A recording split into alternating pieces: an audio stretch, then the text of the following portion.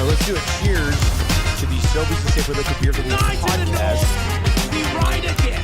I love you guys. Careful, that cake's hot.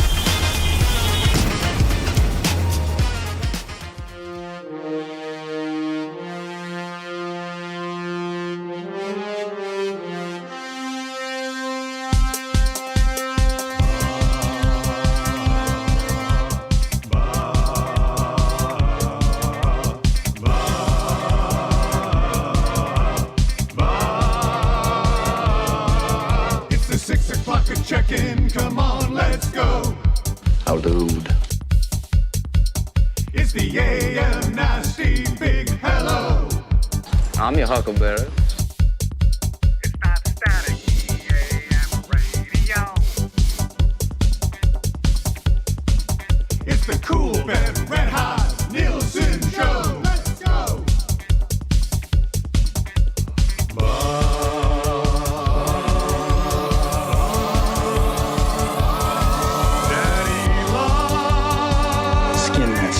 And see what happens. Everybody's tuning in, even my wife. Mommy likes too. And those Macromella intros are cutting like a knife. Hey, it's Mitch texting in, he's your dealer for life. Let's crack a 6 o'clock and log in with some sirloin bites.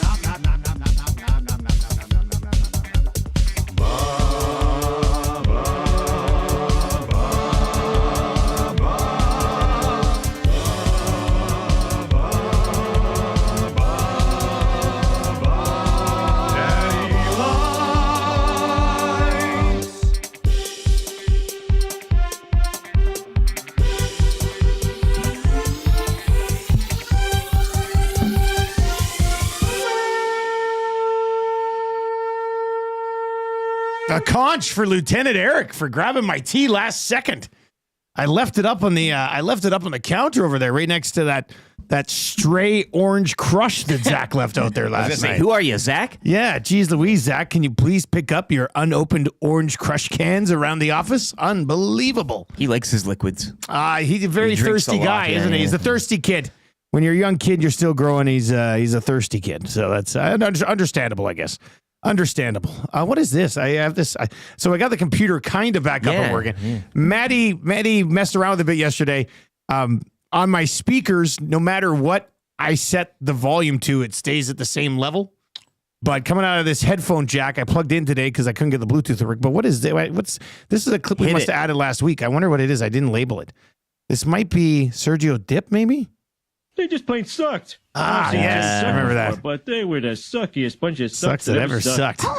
Damn Wiener kids are listening. All right, 780-218-9999. It is a Tuesday. Means we're probably mixing a little bit of Creed today. And, of course, we got... No! Oilers fans looking at Dylan Holloway's point totals in St. Louis this year. No!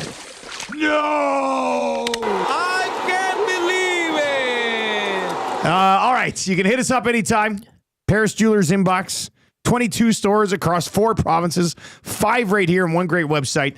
'Tis the season to fall in love at Valentine's Day. So we'll get into we're gonna buy somebody a necklace. It's in the air. Yeah, or maybe even a ring, an anklet, maybe even a ring, maybe a Valentine's Day, or as Atif says, a Valentine's Day proposal. It is time. Maybe that's what you have to do. We're coming at you from the Popeyes Louisiana Kitchen studio this morning. They've got their $4 value menu right now if you're listening and looking for a bite to eat. Guys, I'm listening live through your website. It keeps dropping for me, boys. Seems kind of weird. Refresh. Things seem to be going pretty smooth so far today. You could try iHeart TuneIn. Haven't had any issues about that. So I pre-recorded my magical time-traveling hit with the bear this morning. And McCord, quickly, when he was introducing me, he said, you can listen to them over on iHeart, where they now have a talkback feature, where I think people can go on talkback, like record something, and then like maybe send the audio to us. I don't know. Talkback sounds like Talk Boy. Yeah. What? I'd say iHeart. You got it. You got it. Anyway, look at it. I have no idea what he was talking about. None at all whatsoever. So I have not looked into that just yet. If you're watching over on YouTube today, hammer the thumbs up for us. Let's smash through 300 today. Hey, let's have just a no doubt 300 day. I really thought for a good Monday show, the likes were a little slow yesterday. It's a game day and it's a draft day today. Surprise draft day. Hey. Yeah, surprise draft day. So here's what's happening. The Nielsen Show, as always, brought to you by our great partners out at South Fort Chevrolet. Drive a little, save a lot at South Fort Chevrolet. Garrett is coming in to join us from South Fort. He's going to be in around 7:30 today, and we are doing a 6-round Super Bowl snack draft. One main, which for a Super Bowl party, it's like you're not sitting down and having a turkey dinner. Well, that's like, just it. Like a bigger dish, I guess, right? Like, I sent out the scouting staff last night, a few people saying chili. And I'm kind of, to me, chili's Grey Cup. I won't be drafting chili. It's a Grey Cup thing. To me, Super Bowl, you're at the bar, which we will be. We will be, yes. And I'm thinking, you're kind of thinking bar foods, right? Yeah, Without getting too much away here. I'm thinking like a big order of nachos could be the main. That's your main. A pizza could be the main. Ooh. Nachos could also be an appy. You it can really depends throw it on your around. size of nachos. Or So- a chip and dip. Oh, I mean, could you throw nachos in the dip? Nachos and salsa. You could throw salsa in your dip. So we're drafting a main dish, 3 appies, we're spinning the wheel. a dip, and a beverage. Now, for the beverage thing, I was thinking about this last night when I was perusing your scouting thing. I saw you in there, Bill. So if you draft beer, I can't. beer's off the table. Is that how it can't be. Okay, so just one type of beer. Then that category is going to be a wash. Type or brand. I know a lot of people were saying they love an IPA because you're not drinking it fast. You're more likely to sip on it with enjoying your food. Okay. If you're pounding at the lagers, you might not make it to halftime. Yeah, I know, Okay, 6 o'clock that's lager, fair a popular one. So Okay, maybe so style if somebody and/or drafts brand. beer's not off the. Okay, well then we can What probably else? wait on beverage. That's a a little tough bit. one. It's a tough one. I mean, That's what I was thinking. My list is only beer or hard liquor. You'd have a Caesar, Then what are we doing? Oh yeah, Caesar. maybe Yeah. a Red Bull. Yeah. So A White you know what? I Claw. think that's a type of beer. The IPA, the lager, Pilsner, a Guinness for those old fan base. Yeah, you know what? I think that might be the better way to go about it. I guess it's myself, Garrett, and Eric, and some of you be saying, well, what about YouTube Trev? Well, somebody has to oversee this thing. An audition of sorts. So YouTube Trev, if there are any controversies, and I sure hope with myself, Trev, and Garrett, I sure hope there's no controversies with the 3 of us. Like, it should be a smooth draft. We've eliminated anything controversial, a.k.a. Tommy Gazzola. And the Commissioner, Quinn Phillips, will be watching, I guess, today. Trev, are you ready to put on a hat as 6-round draft commissioner? And you know, if it goes well, if it goes well, people are going to be calling for you to take over as commish of the main EST drafts. Yes, I am well aware of what's at stake. Yeah. And I am ready. I am very ready. I want to be involved in a draft. And so the fact that I am involved as a temporary commish, boys, I can't wait to show you what I've got, what I've been, prepping for all this year and a half. It's finally your time. It's all led to this. It's finally your time. So yeah, take it easy on me, nasties, or don't. I don't care. I'll buy into whatever you guys are selling. Okay. So yes, You can be bought, is what you're saying. yeah, maybe. No, He's on the take. I know I'm not one of those commissions, but We're going to spin the wheel. I meant to say I'll play into it. It'll be a 1, 2, 3. So 2 guys will have to swing here. And the number 2 guy just be kind of sitting there going like, oh, what are going on here? We call it the Ross Atkins chair. That's pretty much what the 2 spot is. Like this is a quick draft, it's a short draft, but if you're in that 2, you need a swing. It's perfect I for would me. really like the swing. Yep. I'd like the swing for sure. We're going to have a respectful gentleman's draft. I already think you're overspeaking. I don't think we would have had a. I want Garrett to come in and just be a cold-blooded killer. Yeah. Like, just be like calling us out on different picks. And I think that'd be pretty fun. So yeah, Garrett's going to join us from South Fort Chevrolet for this Garrett. Super Bowl snacks draft. Oh, also, he's bringing me a new plug-in for my GMC Sierra. The main event. Yeah, somebody will stick around for a draft. Hey, man, you want to bring that out here and we'll do a draft? No, they were already planning on setting somebody out for a Super Bowl snacks draft. And then yesterday, somebody texted in. They're like, Dusty, I think South Fort Chev probably would have that cable that you're looking for. So I emailed Garrett. I was like, dude, it's a great point. It's a beautiful coincidence. Do you have a plug-in for a GMC Sierra? And he said, get me your VIN number. So I gave him my VIN number. I didn't even know where it was. I had to look it up. It's just at the bottom of your little windshield there. Did you know where your VIN number was? I think mine's on my door or something. That's what I thought. Yeah. That's what I said. I said, is it on my door? And it turns out it's just, like, I guess anybody could get my VIN number, which kind of scares me a little bit. Guy Flaming is in and says, what a big day for Trevor. I hope you had an extra long morning bath today. Oh, I didn't tell you guys yesterday. I did shower before the show yesterday. Yeah. Yeah, because it was so cold. I was like, I better get up early. You know when it's cold, you're like, I better get up early and secure the family because it's cold. So I got up and then I had a little bit of time to kill. And I was like, oh man, I'm going to try one of those showers before the show. So I popped in, was feeling pretty good until I came in, and then the computer went off the rails and it kind of ruined my shower buzz. Mm-hmm. But I did notice you were feeling a little different around the office yesterday. Did you? Yeah, I did. Yeah, like pre-show shower. Yeah. I like it. I mean, if I could get my ass out of bed 10 minutes earlier every morning, I would definitely mix in the shower. It was washing off all that bad energy. That's what it was, you think? But you don't have bad energy. That's not what I'm getting. I don't like your chances as commissioner today, Trev. Hey. That's not what I'm saying. No, it was nice. Usually I'm before bed or after my nap shower guy. But yesterday I just was like, yeah, let's do it. Let's do it. And it was a lot of fun. It was a lot of fun. Oh, look at Rip City Step.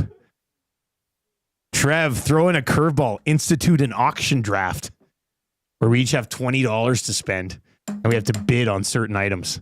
So you would throw up an item, you'd be like dry ribs, and then we place a bid on it. I don't have $20. No, it would be fake money. Oh, okay. It would be fake money. It's interesting for a short draft like this. All right, 780-218-9999, 780-218-9999. Because we could go $20 each. And then if you wanted to bid $15 on pizza, you only have $1 left for your 5 other items. Yeah.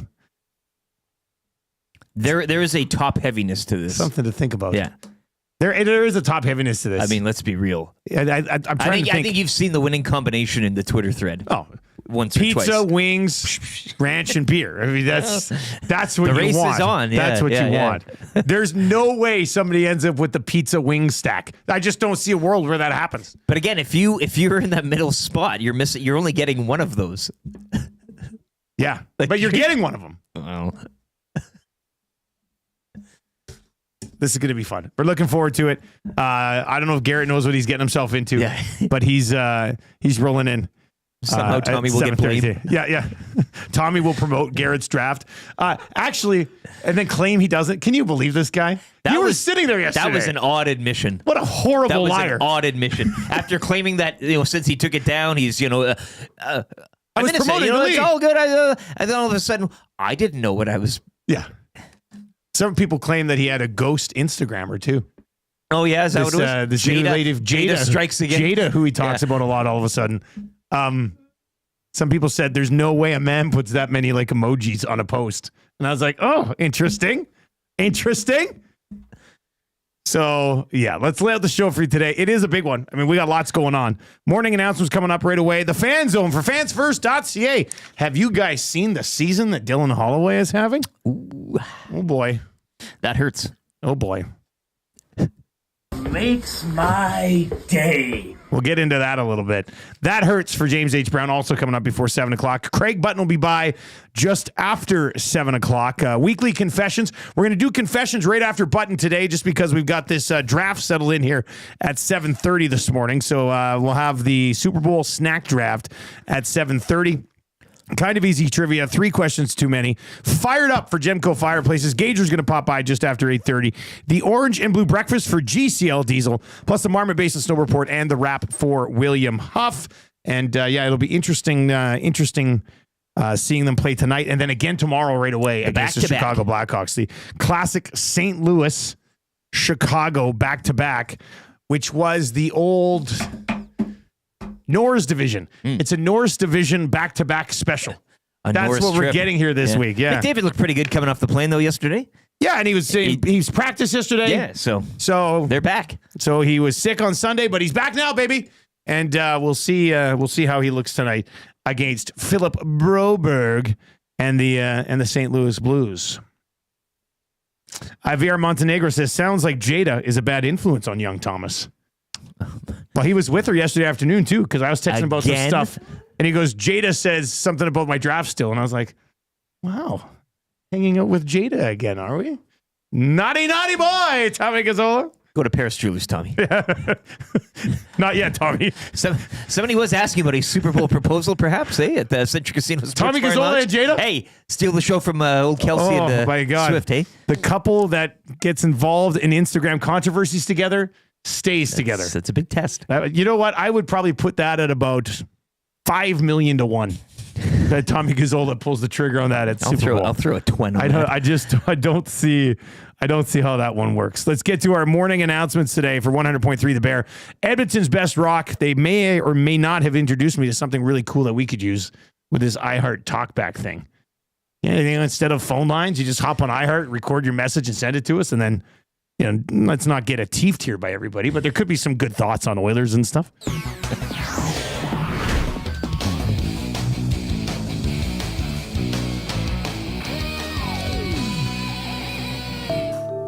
A Bootski in the nasty chat today, where many of you might not even be paying attention right now because you're too busy giving us a thumbs up. Chili is for Grey Cup. I can testify from repeated experience that it works great for Super Bowl too. It could.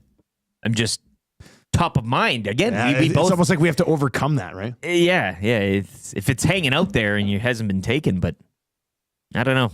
Yeah, if you want to wait Same on with the it. shrimp ring. Like shrimp ring to me is like anything post Christmas or New Year's. You're not really. I know you're not. What's a shrimp ring got? A 2-month window? November, December type of thing?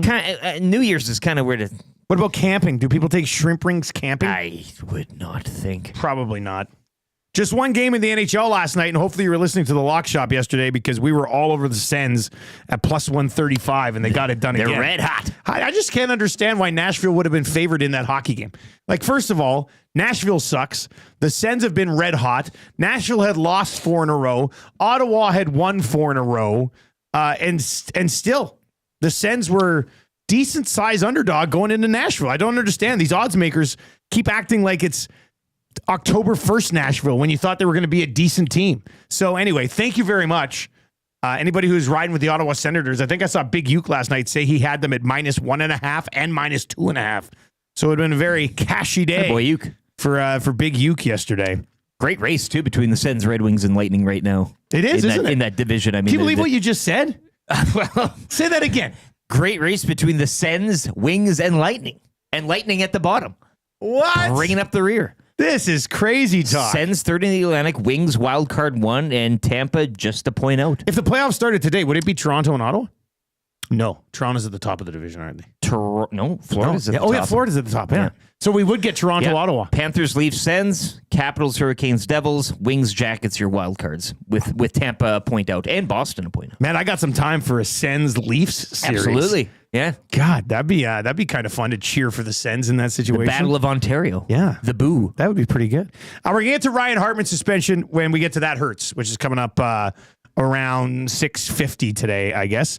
Does it hurt, though? Well, that's, it hurts I guess it hurts. I think it's good for the league. It hurts I mean, his pocketbook. Yeah. Isn't that what we say? I think Zach tweeted last night it's time for him to smarten up.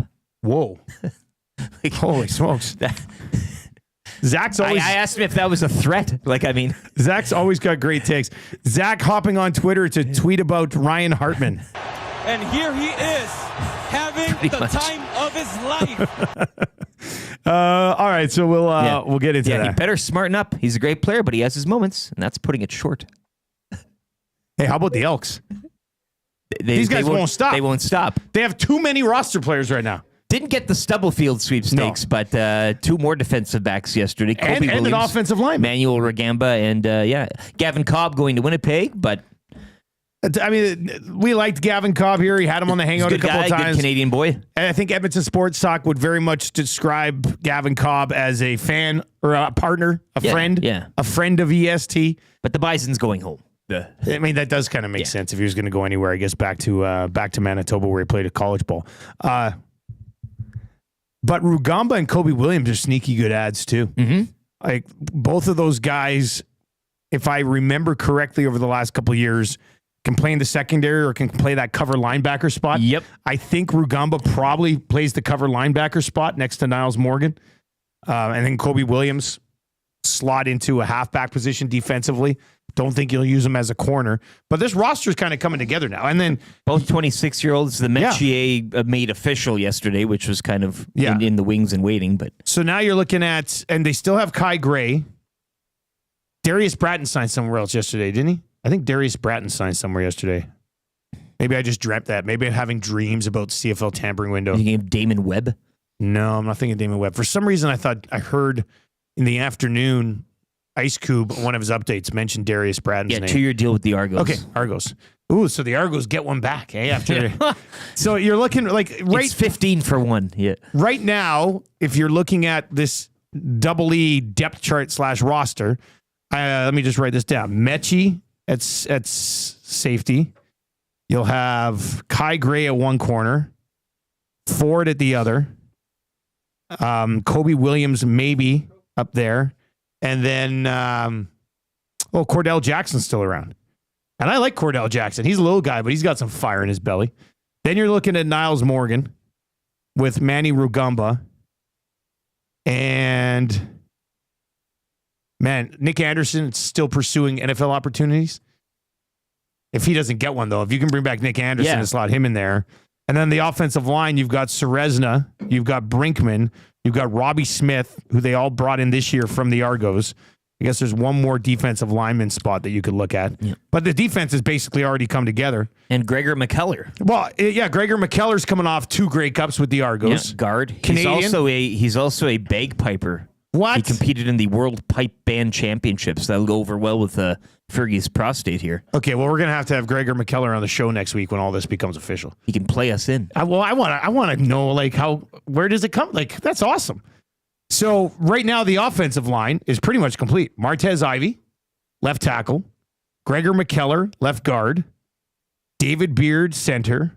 Mark Cordy, right guard. And Boyko, right tackle. Like, Herv's pretty much got this roster taken care of. I wouldn't mind to, you know what I want to see? Bring back Tevin Jones. You've got Trey Odoms Dukes. That would fill out your receiving core. That would fill out your receiving core. You don't need to go out and get a one of the high-priced darlings that are still in the market. No, I think bring back Tevin Jones, man. And that's good. I You're like running with Tevin that. Jones. We talked yesterday in the hangout. There's a good spine, and when you have a running quarterback like Trey and you got the running backs that they do, a complementary receiving core can get you there. You don't need the high-priced, flashy name. It's amazing how much stuff he's getting done, though. It's like every time you open up Twitter, Herv signs somebody else. I can't wait to chat with Ed, actually, once all this is allowed to be made official and find out how he moves on things so quickly. Because it's pretty impressive what they put together. If I was you right now and you're sitting there and you're going, I'm not in on the double E, I think you should maybe get some tickets and check it out this year. It's his window, and we're all looking through it. Man, it pretty much has been so far. So they just continue to scoop up players like Kobe Williams and Manny Rugamba are athletes, man. These guys can get around the field. Kobe Williams coming from Calgary, Rugamba coming from BC. I like both of them. I've always liked seeing those guys when they're playing. Like they get around the field very well. So Rob the Plumber says, guys, who should the Elks get for a kicker? The last guy was awful. Well, Boris Beatty, obviously released. You know, Faithful still just posting kicks on Twitter all the time. Beatty was inaccurate with a hell of a leg. Faithful was accurate with not a powerful leg. Again, we always said if we could get a hybrid of the two of them, it would be the perfect world. But Faithful's still out there kicking, but he's not like right now signed or in the plans. Yeah, I don't think he's under contract with them. He's not obviously anywhere else, but. And the Jake Julian question as well when it comes to punting. So he's whether you get somebody that fills both roles or he comes back, then you get a kicker. Or I guess that's really the only area that a kicker and one more receiver. Sure. And I think they'd probably be sitting pretty happy with what they've done so far in the offseason. So they've got that going for them as well. Should we spin this wheel? Well, we can. Wait, I mean, why wait? Yeah. Now you can start thinking about where you want to getting Garrett. I think I'll allow it. Yes. Oh, yes. Sorry, Trev. Whoa. Holy. Okay, Matty Jr. Yep. You guys can spin. Why away. don't you come over and spin it? You're the commission. Come on over here. Give this thing a spin. You serious? Yeah, and then we should get that little dusting thing, and we should dust this thing because it's. Well, it is my month. It is your month. Remember to dust this. When, well, if it was when you do your dusted month. in January, it wouldn't be. I didn't dust it. It's very dirty. Get over here, Trev. Come spin this wheel. Then there's no controversy on you and I spinning. And, okay, yeah. And so we've got S is for South Fort, L is for Lieutenant Eric, and D is for Dusty. There's 14. It's a 14 slot board, which was kind of weird. So we left 2 spots open. So if it lands on there, we'll spin again. Yeah. And I guess oh, look at this. Oh, this is going to be controversy, right? This is all your call. Oh, yeah. This is all your call, Trev. All right, buddy. YouTube Trev, commissioner of the 6-round Super Bowl snacks draft. Spin that wheel. Here we go. All right. Now, it might come back. Let's see. D, Dustin, first overall pick. All right. I haven't had first for a while. I'll take it. Do you choose first? I'm taking first. All right, spin it again, Trev. Spin that wheel. I guess if it lands on me again, we will spin again. Right, Commish? Yeah. Uh-oh. She's coming back. Dusty again. Spin again. Spin that wheel again. Spin that wheel. Spin that wheel. Spin it hard. Spin it good. That was my best spin. All right, here we go. Let's see. That was a good spin. You could have said hi to so many family members. What is going on here? Take off. Yes. I'm in the Atkins chair. All right. So that's South Fort. In the middle. Is he taking 2 then? He's going 2. We're not doing the pick. No, he's going 2. Oh, okay. Well, is that all right? Okay. Okay. And Lieutenant Eric's in this. You know what? It'll be nice. 1, 2, 3 in this order. So, because it was sitting in between us. So, all right, there you go. I will draft first. Garrett from South Fort Chevrolet will draft second. So wings off the board. Lieutenant Eric's drafting 3. So, do you think pizza and wings are off the board? Absolutely. Well, then what happens? I'm not telling. Especially because we're not just taking beer. We're taking, different types of beer. That's true. Yeah. I mean, the first 3 picks would have been beer, wings, like pizza, wings, beer. Different types of beer in terms of like Pilsner, Lager, IPA, or brands. Can we also choose brand? I mean, beer? Kamish, pay attention, please. Eric has a question. Yes. When it comes to beer, IPA, Pilsner, Lager, types of beer, or can we go brands of beer? Budweiser, Molson, 6 O'Clocker Lager. I'm thinking brands. Brand of beer. Yeah. That's the your silence has me very intrigued here. That's the route I would like to take. Okay, hey, you're the commish, man. You're making the calls on this. This is your day. If you don't agree with it, well, this is your day. Sucks to suck, okay? 780-218-9999, 780-218-9999. Atif. God, I love this text. This could be text of the day for just being an awful, awful text. Brian Hartman. More like screwed up Hartman. Screwed up text. First of all, like, Boo! You suck! And here he is, having the time of his life. so Atif, first it's Brian Hartman, not Brian, and then screwed up doesn't really work because like doesn't kind of sound like Brian. So Anyway, anyway, got the Hartman part right. You did get it. You did get Hartman right. So Yeah. that's positive. And spell with just the A, no H-E. Brian Hartman, more like screwed up Hartman. That might be an accidental text of the day. Let's see. I hope somebody beats that, but it did make me laugh. It did make me laugh. Atif, A-W on a game day. Yeah. RBM says, I love how Dusty's already starting to throw controversy word around at Trev, and he hasn't even been a temp commish for more than 15 minutes. Who's the tyrant again? Ooh. Oh, my goodness. It's going to steal the show here. Trev, are you feeling pressure from me? No, what did I miss? I don't know. I don't know what he's talking about. Yeah, I don't know either. Yeah. No, you're doing good, Dusty. Thank you, Credit Trev. for me. Is You're Eric doing good. also doing good? Yeah, you guys are. Oh, thanks. No, you guys are doing really good. Thanks, Commish. So far, It means a very lot good. to me. Yeah. All right, the fan zone's coming up. Look, I know some of you are going to be like, don't do it. But Holloway's having a great season. What about Kapanen? Like, Holloway's having a really nice year. We'll get into it. We're going to play a game for the fan zone today. What's the better way to spend $7 million? That's coming up next year in the fan zone for fansfirst.ca. That hurts on the way. We'll take a look at the Brian Hartman suspension. That's happening before 7 o'clock. Craig Button just after 7 o'clock this morning as well. Hey, if you would like to join us for Super Bowl, there might be tables left. There might not be. We can't confirm one way or the other. We do know it's very close to being packed if it isn't already. You can email edm.centurysports@cnty.com.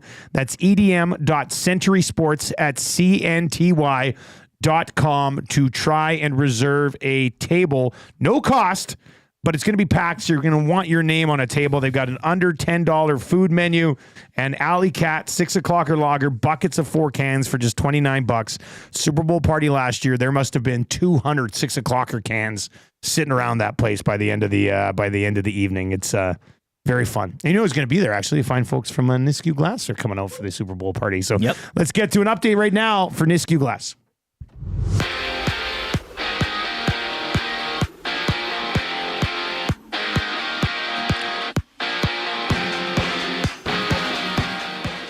Just one game in the NHL last night. So the Ottawa Senators score 3 in the third on way to a 5-2 win over Nashville.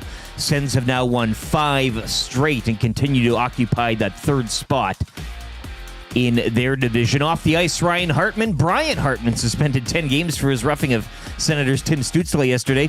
Hartman has previously been suspended 4 times in his 11-year career, with the last coming back in April after throwing his stick at officials. Oilers in St. Louis tonight to battle the Blues. You can join Tom Gazzola for the GCL Diesel pre- and post-game shows here on EST. Coverage starts at 5 o'clock. The Edmonton Elks agreeing to terms with 2 American defensive backs yesterday, and Kobe Williams and Emmanuel Rugamba. Elks also agreeing to terms with Canadian offensive lineman and former first-round pick Gregor McKellar, while former Elk and Canadian receiver Gavin Cobb has agreed to terms with the Winnipeg Blue Bombers. Shai Gilgeous-Alexander with a cool 34 points. The Thunder smashed the Bucks 125-96 last night. The Raptors, they get set to host the Knicks later on tonight. And TGL Golf schedule resuming this evening. Boston, Keegan Bradley, Rory McIlroy, and Adam Scott will take on LA. Tommy Fleetwood, Colin Morikawa, and Justin Rose at 7 o'clock. Sports update brought to you by Nisku Glass. We want to thank EST and all the listeners and viewers. What better way than to give them a deal? Mention Edmonton Sports Talk or present your Nasty Club membership for a 10% discount on windshields, glass, or any of your window and door orders. Call us today to get that ugly broken windshield replaced or to start planning your winter and spring renovation projects now.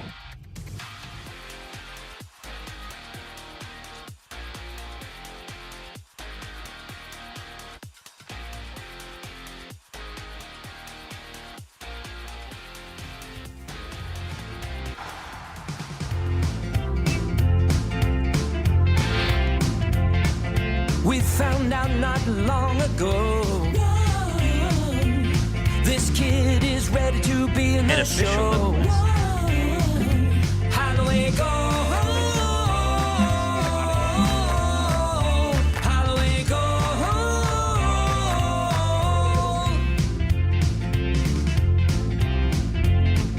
He can dangle hands so sick. Back of the net right off his stick. Holloway go. Holloway go. Holloway go. Holloway go.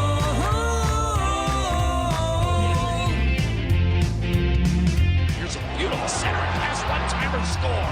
And there's Holloway, set up by McDavid.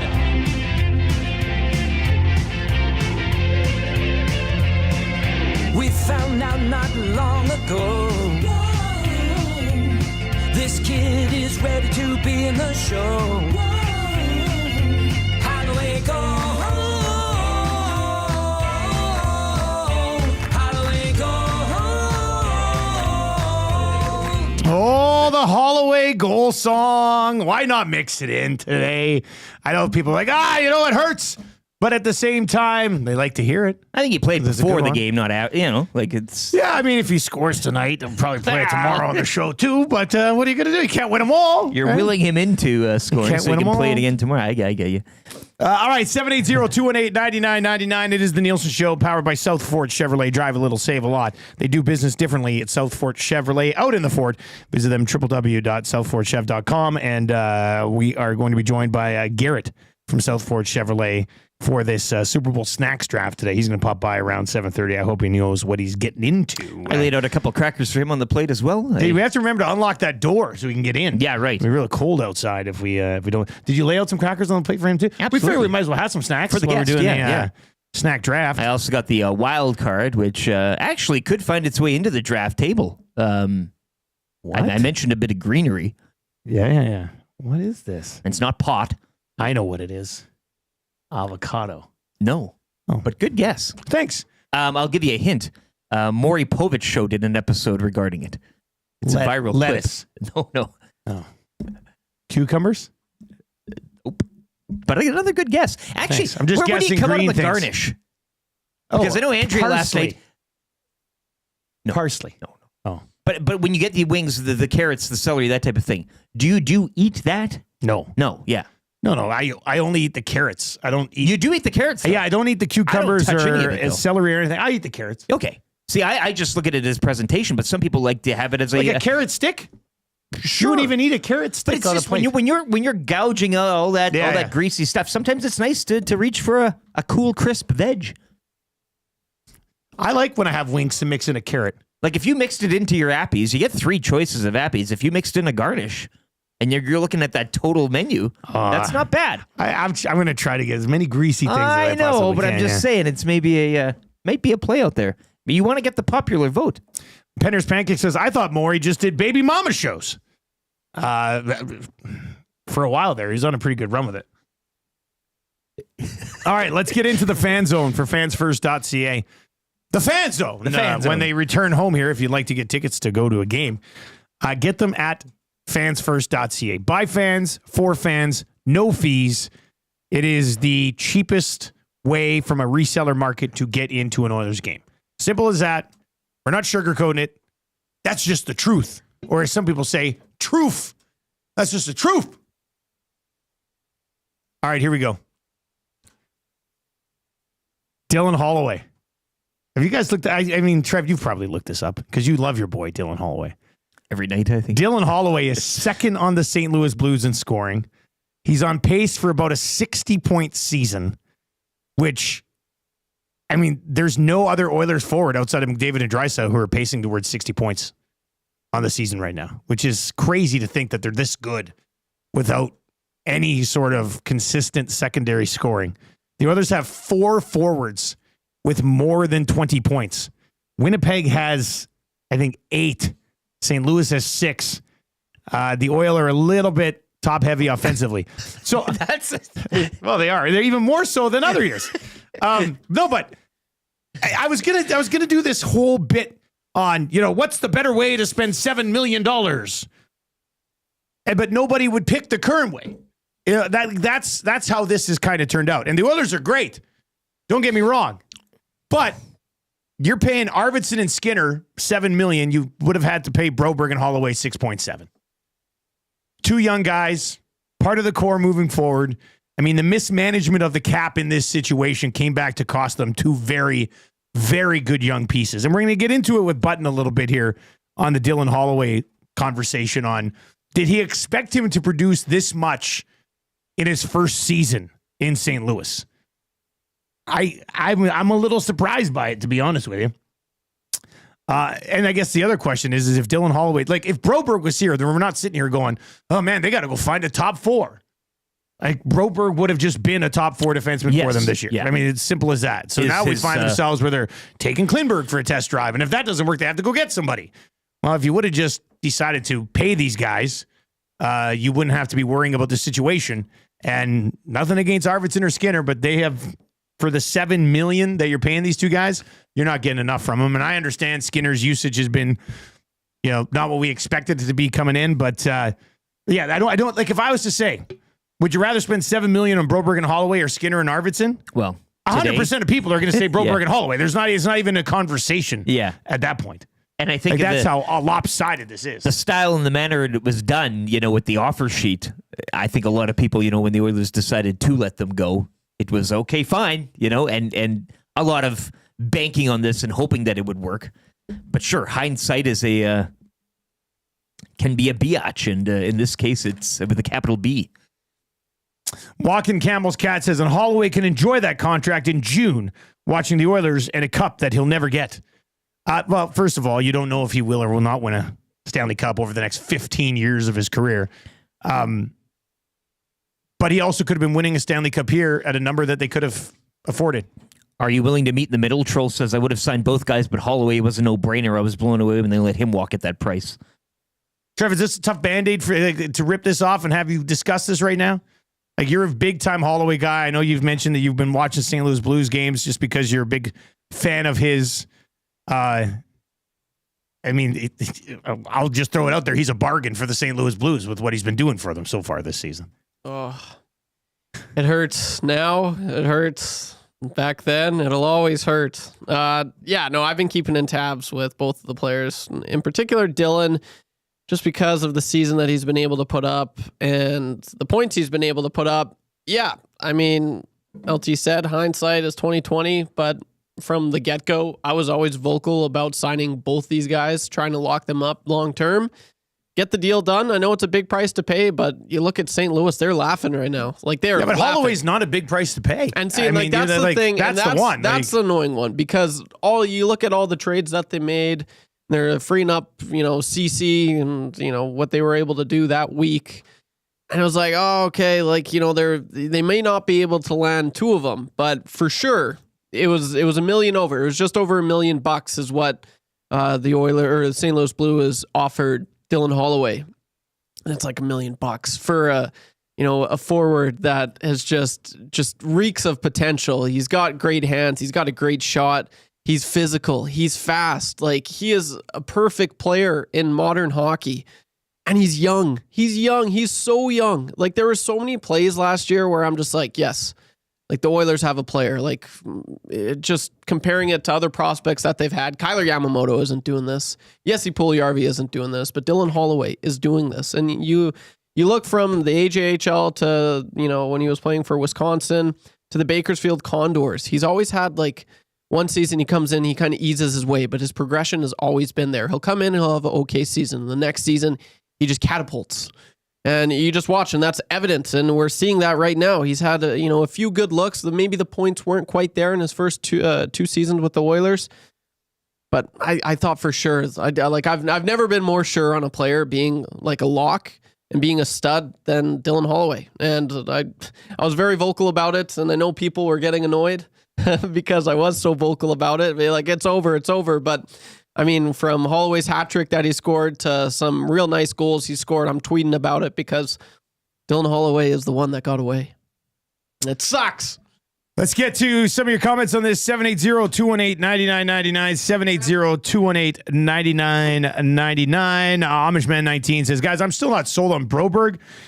He's lost a lot of ice time to an older Cam Fowler. Holloway hurt, though, especially with his physicality on the team. As somebody said, not a lot of Oilers fans would have been like, fine, give Broberg 4.6. Some would have. But the Holloway number was a much easier number to swallow. Like, that's one that they could have simply just matched and found a way to make it work. And as I think JCD over in the chat says, thinks the Oilers might have just been a little salty that he signed the offer sheet. We're like, okay, fine, whatever. We'll take the pick and we go from there. But okay, so if Dylan Holloway was still here and in this lineup right now, where would you have him? I mean, he'd be playing top six. Nothing against the Podkolzin experiment, which as of yesterday ended. He was at least on the fourth line at practice yesterday. Dylan Holloway would be a top six winger on the Edmonton Oilers right now, and you'd have him at well less than $3 million. I don't know.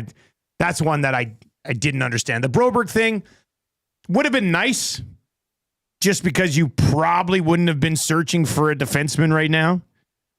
But the Holloway one was a rather affordable number for a forward that you knew still had some significant upside, under control for a long time. CB Radio Guy says, this is classic right here. When the contracts are all finished, let's review.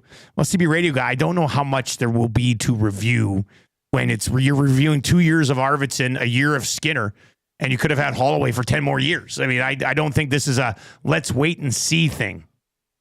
That one, the Holloway one, they should have kept him, I think. Yeah, and that's the argument. Like I can't stand really when people say, "Oh, like if he was here, he wouldn't be in the top 6. He wouldn't be getting the ice time." He'd be in the top 6. I completely disagree. He would with 100% be in the top 6. You look what he's able to do right now with lesser talent, for sure. If the Oilers acquire a player like him, they're slotting him in the top 6, especially with the progression or the point production of Victor Arvidsson, lack thereof. You've got Jeff Skinner, obviously, the Vasily Podkolzin. Oh, they're all replaceable right now, and the perfect replacement would have been Dylan Holloway. So he would have slotted right in there, and he would have got, just as much, if not more. He probably would have had more points than what he has right now. Andrew says, Dusty, if you sign Holloway, you don't need to trade for Podkolzin, and then you keep Josh Brown in the minors, and that would have just taken care of the money. So, I mean, like that's the swing. So, let's see how it works out. First place. Guys, let's just lay this out here. Holloway plays for a non-playoff team that every team doesn't get up for. Holloway in Edmonton gets crushed because every time he gets up for him, every team gets up for him. Give me a break. CB Radio Guy, I think you're selling Dylan Holloway a little bit short. I mean, this was a first-round pick that they developed. We shouldn't be anti-Dylan Holloway's upside. Maybe you're just a little bit bitter that they botched the cap situation and they lost him. But yeah, he would fit in well here. Now, I also do think this was a good question over here because they're still a great hockey team. Still could very well win the Stanley Cup this year, despite losing their only real 2 key young guys for the future moving forward. Wouldn't that be something? I mean, if you're going to sacrifice those types of young guys, you damn well better win the Stanley Cup here at some point when you bring in veteran guys. But they're in first place. And they're in first place. And the question that was asked earlier, I saw it in the chat. I don't remember who asked it. If you're watching over on YouTube, we're 10 away from changing 100. Easy peasy. Hammer the thumbs up for us on YouTube. We'd appreciate that. Why are they in first place? Because if you check out every single post game we have on the station here, people are bitching about their goaltending. They're never going to win anything with their goaltending. Well, they're in first place. Blue line still needs investment. They only have 2 forwards that are going to probably have more than 60 points this year. Now, they're 2 amazing forwards in McDavid and Draisaitl, but like the rest of the offense has been more spread out, I guess. Are they in first place because of depth? Are they in first place because, their power play hasn't been what it had been in the past? Penalty kill has been better as of late. Why are they in first? Is it just as simple as McDavid and Draisaitl? Is it coaching?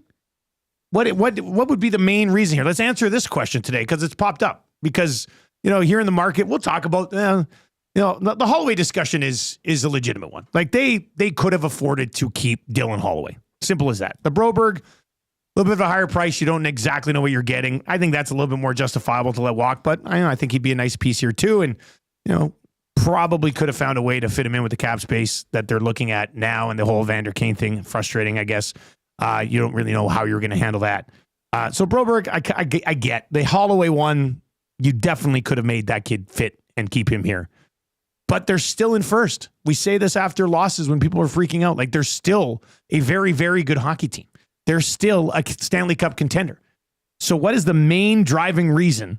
Like, if McDavid isn't even having a crazy year. Like, McDavid's going to have a good year by his standards, but he's not going out for 150 points like many of us thought he would coming in. So, Eric, what would you say that answer is? Like, why are the Oilers in first place? Why are they so good? What is the key thing driving this? Health? Relatively healthy. McDavid missed a week. Yeah. And then the suspension. But outside of that, there's been a sickness or whatever. They've all been available. Somebody's saying goaltending. Obviously, you look at 97-29 as the main drivers. But we mentioned in the hangout yesterday, too, when you look at the tandem that the Oilers bring, goaltending-wise. You got your Hellebucks. Yeah, you got your big names out there when it comes to star goalies. But in terms of tandems and what Pickard's been able to do when called upon, and I think Skinner's overall play, save a few nights here or there, but most better than not, has been a reason as well. I think Emberson has been playing above his expectation. I think Nurse has, had a decent season. I know Bouchard still needs to figure it out, as some would say. But yeah, and I think, again, a guy like Kasperi Kapanen as well, who was picked up off waivers and not much expected, although he hasn't made it shine in the points department, a la He's a Dylan minus Holloway player, too. No, I get it, but he's helped out in certain aspects. So they're a top-heavy team. They are what they are. But I think they know what they are. They're healthy. And Leon Draisaitl's having a hard season, and Connor McDavid is right there with him. LFC captain says they got 2 studs on defense. Nurse has been awesome, and Ekholm is solid as a rock. Let's go here. It's their balance of responsible forwards and defense. Guys, are they first because Darnell Nurse has been a stud this year? Is that too simple? Saskatoon Muncher. Nom, nom, nom, nom, nom. I think it's the fact that their defensive metrics are sitting, I believe, around 5th or 6th in the league, and all that changed once Knobloch and Coffey came aboard. It was a slow start, but not as slow as the one where ultimately led to Woodcroft being dismissed. So a full season of Knobloch, a full off season, a full season now, and maybe coaching as well can fit into that answer. Trev, what would you say? Why are they as good as they are? Because it's not like they've got 5 guys. Like Hyman's not scoring 50. Nuge isn't putting up 100 points this year. Bouchard hasn't even scored on the power play yet. We know the conversations about Skinner. McDavid isn't going to light it up for 150 points. Yet they are in first here. What would you say is the number one reason they're still a first place hockey team? Yeah, it's interesting. This is a good question. I was thinking about this one a little bit, but even though they aren't getting well, first off, I'll start with the defensive game. Like, they are playing exceptional defensively, and as of last year, looking at it, it wasn't even close. Like, this team is actually a good defensive team, and the narrative of the Oilers can't play defense shouldn't be discussed anymore because they can. On most nights, they, you look at some of the games they won, like 1-0 over the Kings. Like, they're playing some really good teams and they're winning in low-scoring games. So that's different in previous years because I feel like they had to outscore their mistakes more often than not. So I'd say that. And then, even though they aren't getting the goals like they have been in previous years, like, they are dominating the play. And I don't want to say it's puck luck or bad luck, but like, at the beginning of the season, expected goals for, their high danger chances, they were first, but they were also goals for. They were like almost last in the league. So even though they aren't getting the goals, like, they more often than last year, especially, like, they just dominate the play. And that was on display against the Canucks. It was on display against the Minnesota Wild, who they beat 2 in a row. Final 2 periods of the Leafs game. Like, they can, like, as opposed to last year, even though they went on that 16-game heater, that was probably, like, it still doesn't make sense to me because most of those games they shouldn't have won. And even the players said, they're like, yeah, we haven't really played good. But, they aren't getting the goals, but they're playing, like, 2-3 periods of, like, solid hockey. And I can't say that they were doing that last year nearly as much. You know what's funny is that the goaltender haters will find this interesting, but the Oilers goaltenders, the team save percentage is higher in the NHL rankings than their shooting percentage.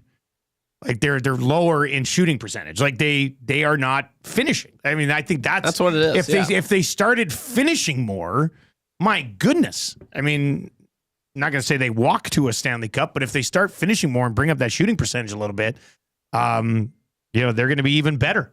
And they're already pretty damn good. 780-218-9999. Let's quickly get to That Hurts here. And I think there's an easy place to go today. That Hurts for James H. Brown, the heavy hitters of injury law. If you've been injured in an accident, they will take care of you. No concerns. Trent and his team over at James H. Brown, they got you. Simple as that. And they'll look good while they're doing it. Over 200 years of experience at James H. Brown. They will get you the settlement you deserve. www.jameshbrown today to book your private consultation. I could tell when Trev was talking about Dylan Holloway, it hurts. Mm-hmm. We all have those guys. Yeah. Everybody knows in hockey, I was a big Yeso Puljujärvi guy. But when somebody leaves and you're like, oh no, You know who's the under the radar sneaky, that hurts me guy? Association City.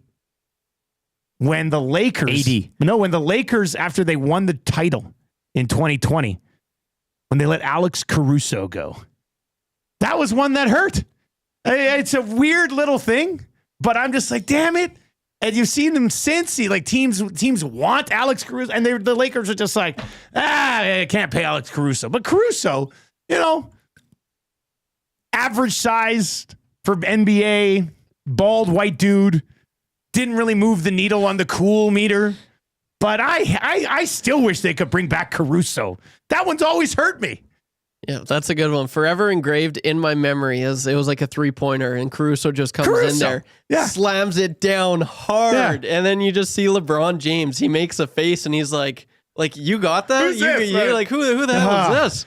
That was so cool. That was another one we all have those hockey guys. I like the other sports guys. Like when Detroit lost TJ Hawkinson briefly, I was like, oh man. And then I realized I didn't need to, that wasn't going to hurt that much.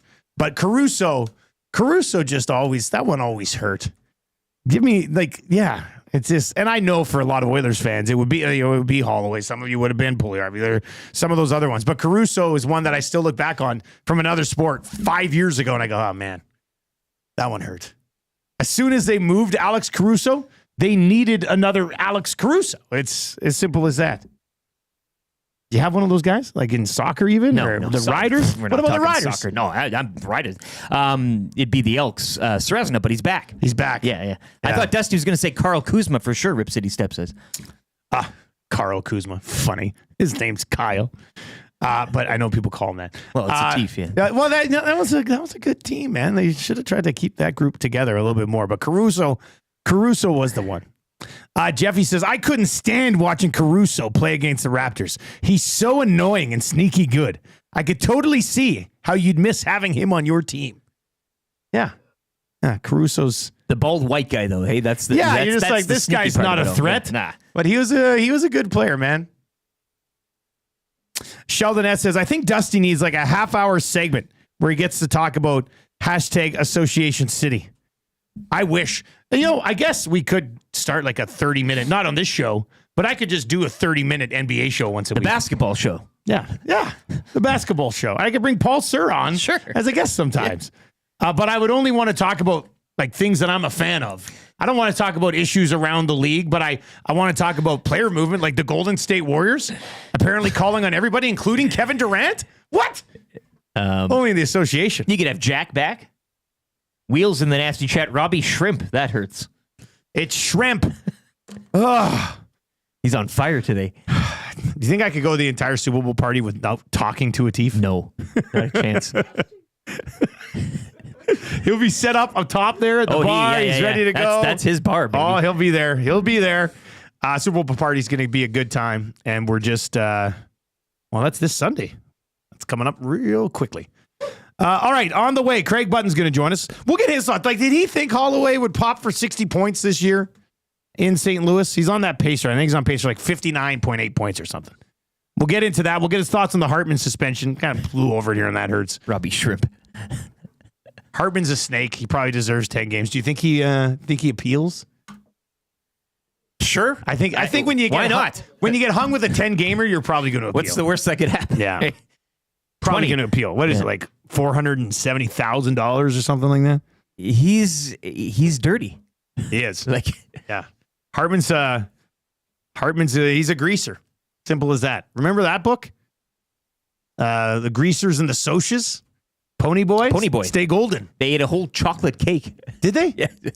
I watched that like 6 months ago. You know what I watched last night? It's not a bad film, actually. I watched the Tom Green documentary last night. You did, eh? It was really good. Yeah. Like if you watch Tom Green, and I did watch Tom Green back in the day. I think, eh? Yeah, it was good. The whole story, the whole Tom Green story was terrific. If you haven't checked it out yet, that's on Prime. It's good. All right, Craig Button's coming up. Let's get to a sports update right now with Lieutenant Eric Conch for all you 6 o'clockers out there today. Craig Button on the way. Weekly confessions. My Super Bowl bet of the day for Super Bowl week. Garrett's going to join us from South Fort Chevrolet as well for our 6-round draft of Super Bowl snacks. You're on the clock. I'm on the clock. Oh, boy. Pizza or wings. And you know how we determine this? The winner? I think we vote in YouTube live. Wow. Like between then and the end of this. Well, Commish, what do you think? Is that You know what? That is a good idea. right, just a tight little draft, tight little vote? You're feeding him all the ideas, and he's agreeing with all. I love it. I have agreed with every idea. I love it. Do you have any ideas of Who's your own? running this draft? Well, no, Okay. I don't. Well, then, And it's not a bad idea. Like all your ideas, I'm like, okay, yeah, that works for me. So, yep, let's do it. all right. Commish has decided to approve Sure. it. We're gonna go vote in the YouTube chat so you can watch and vote. Maybe we, Commish, may I suggest something? Hey, go ahead, Commish. Maybe we just cut it off at 8 o'clock so people who are just kind of watching the draft can vote and then that's it. No. As opposed to people popping in at 8:30. I will say no to this. No, we're gonna extend it to the 9 o'clock. Okay, can I The just? voting. I'm going to point something out here. Why? Well, because somebody pops in at 8:30, doesn't even watch the draft, and then they're just going to vote for we won't have our teams up or anything. So what would they vote for? Well, we'll just tell them to go back and watch it. I guess they could scroll back. Yeah, scroll back and watch it. Don't just vote. Man, this Commish is a tyrant, isn't he? Holy smokes! Calm down, Commish. I'll say that to new viewers coming in. I'll say, don't vote. Just go back and watch, then vote. Oh wow, you're heavy-handed. Yeah, thank you. He's a heavy-handed Commish. Craig Button is on the way. Let's get to a sports update right now with Lieutenant Eric.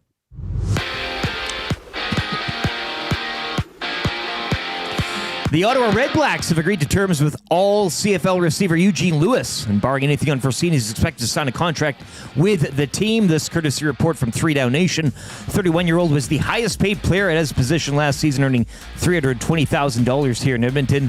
That was $35,000 more than Kenny Lawler, and $90,000 more than Dalton Schoen made with the Bombers. Edmonton Elks also agreeing yesterday to terms with 2 American defensive backs, and Kobe Williams and Emmanuel Rugamba, and Canadian offensive lineman Gregor McKellar, while former Elk and Canadian receiver Gavin Cobb has agreed to terms with the Blue Bombers. One game in the NHL last night. It was Ottawa scoring 3 in the third on way to a 5-2 win over the Preds.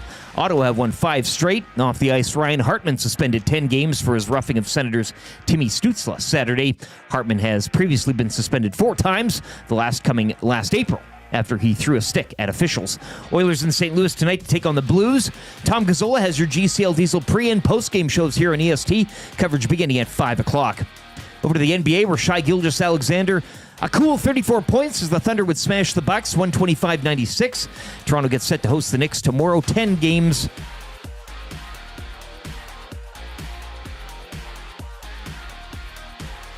Seven games around the NBA tonight, one of which include the Raptors at home to the Knicks. TGL Golf, that schedule resumes tonight as well. Boston will take on LA. Coverage begins at 7 o'clock. Up next, TSN's Craig Button on the Oilers and Blues and more from around the NHL to kick off hour 2 of the Nielson Show.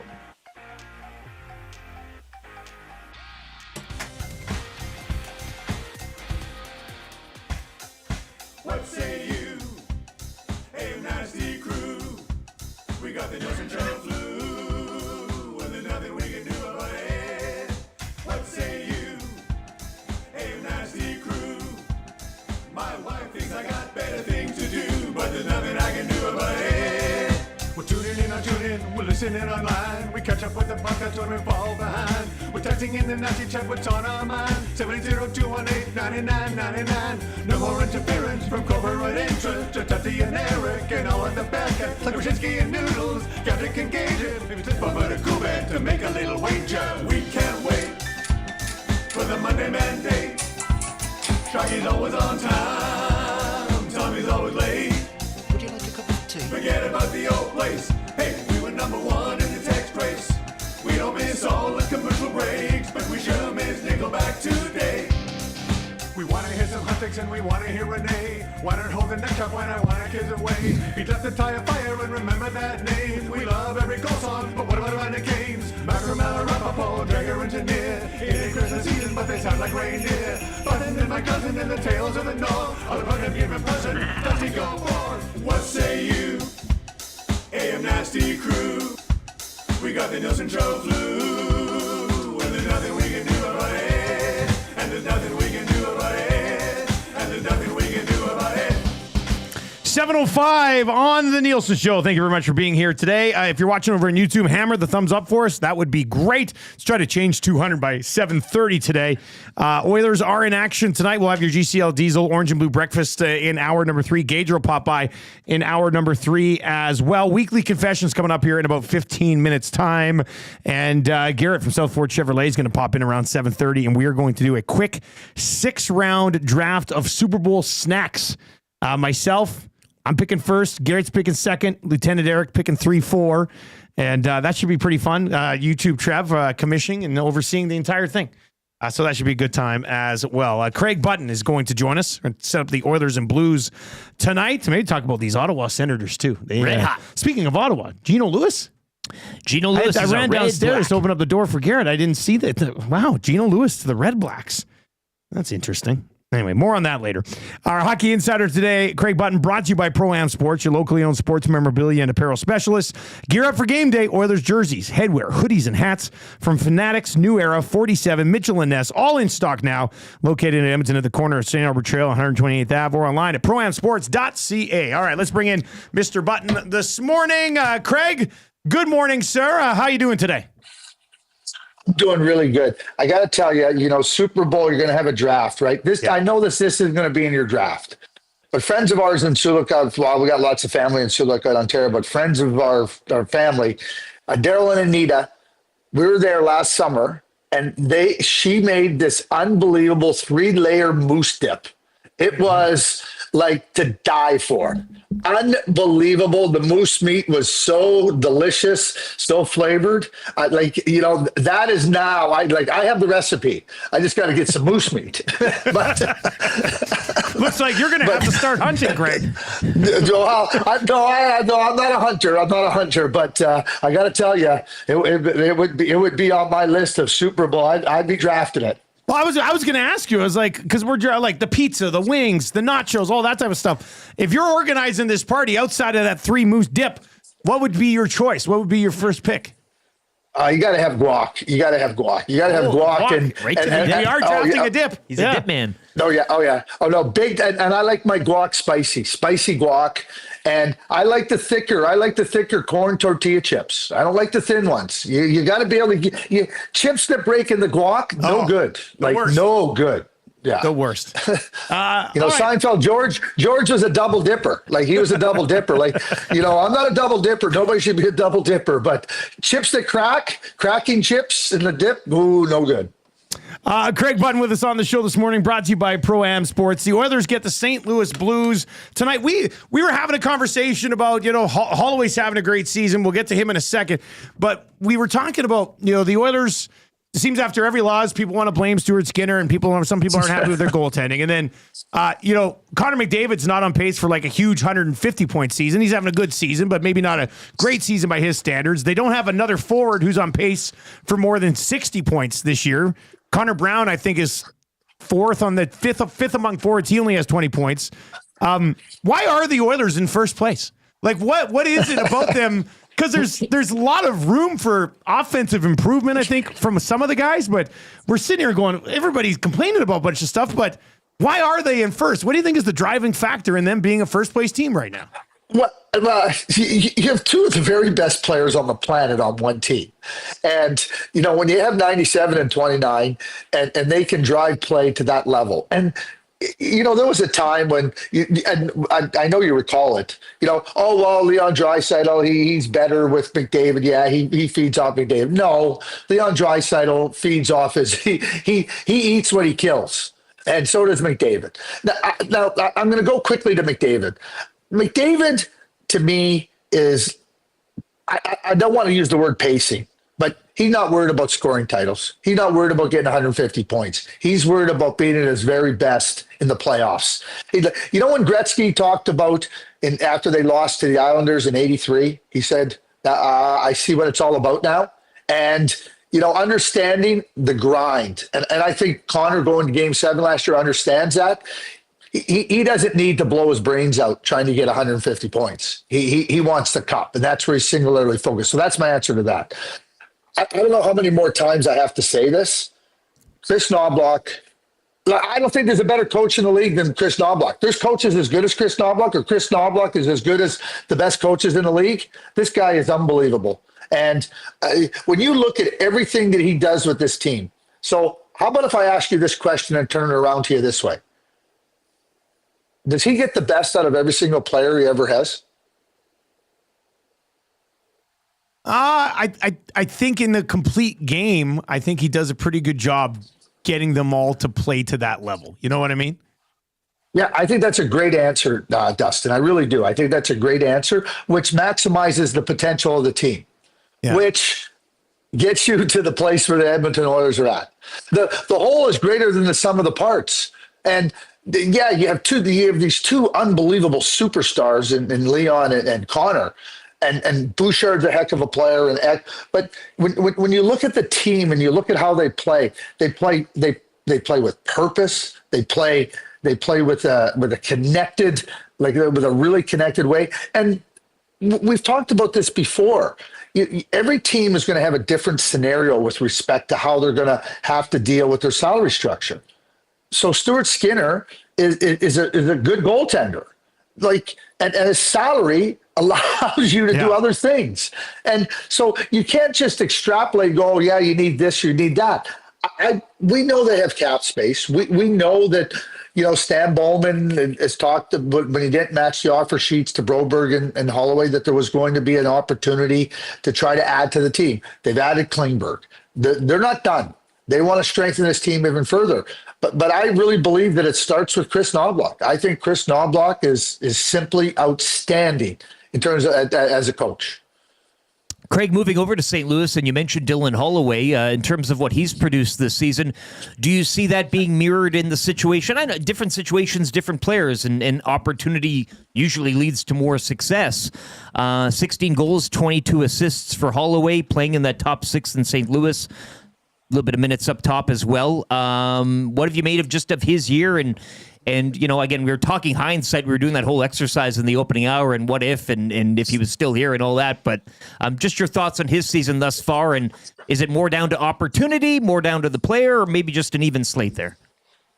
Yeah, I would probably say all of the above, Eric.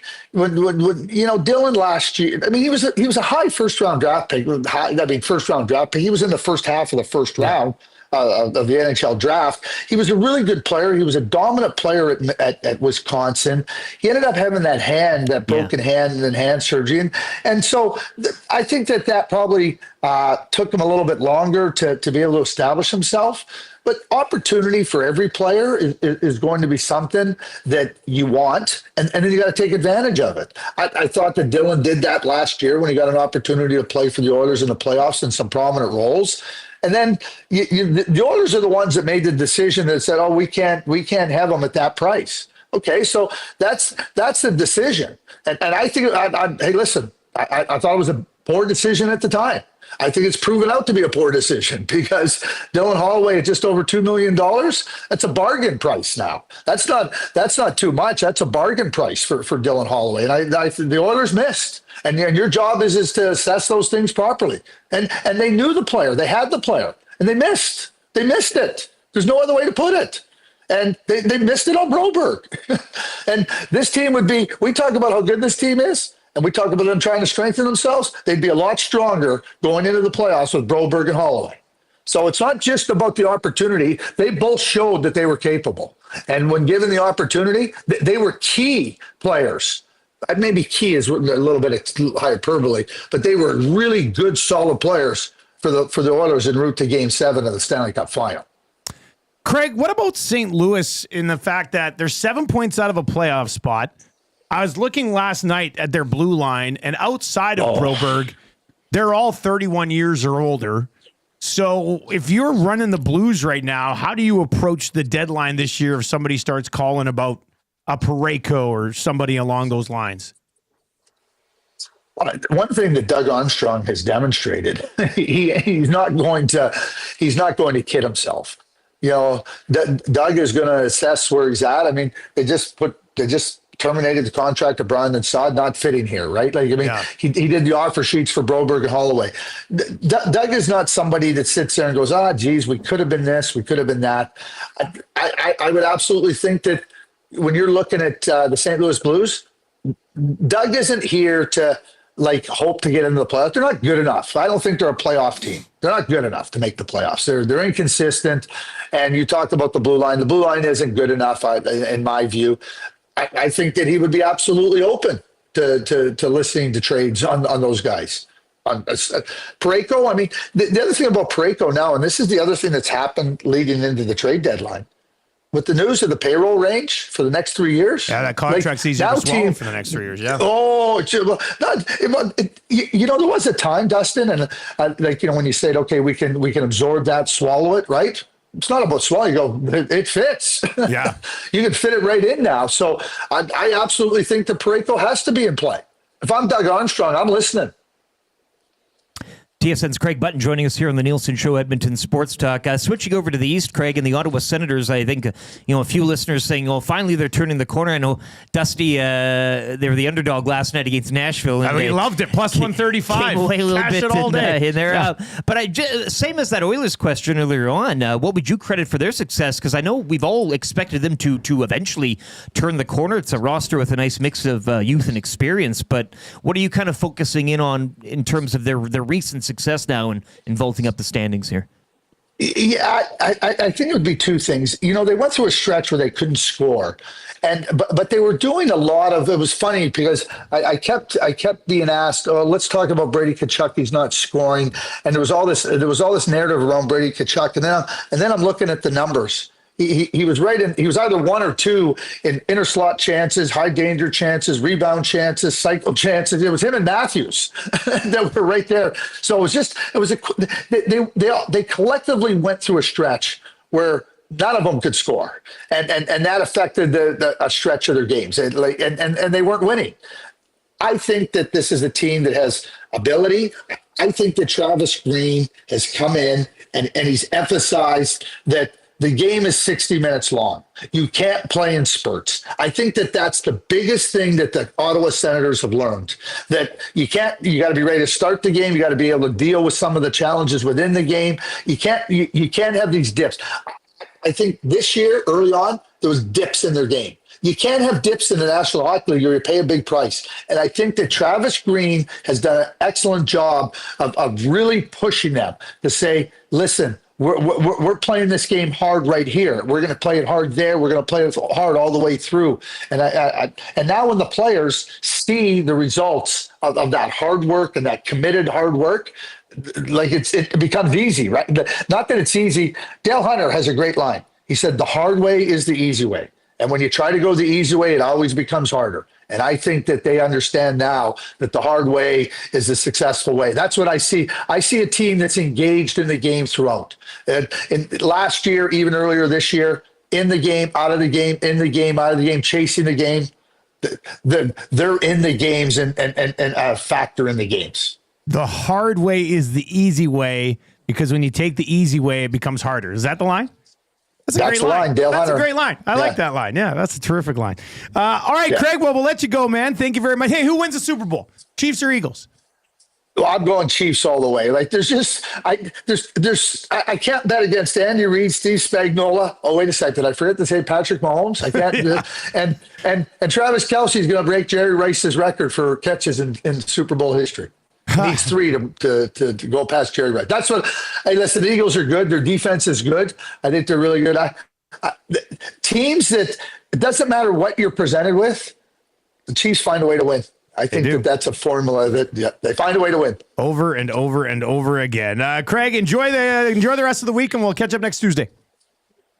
We will. Thanks. There you go. That is Craig Button. He must have been up to something today.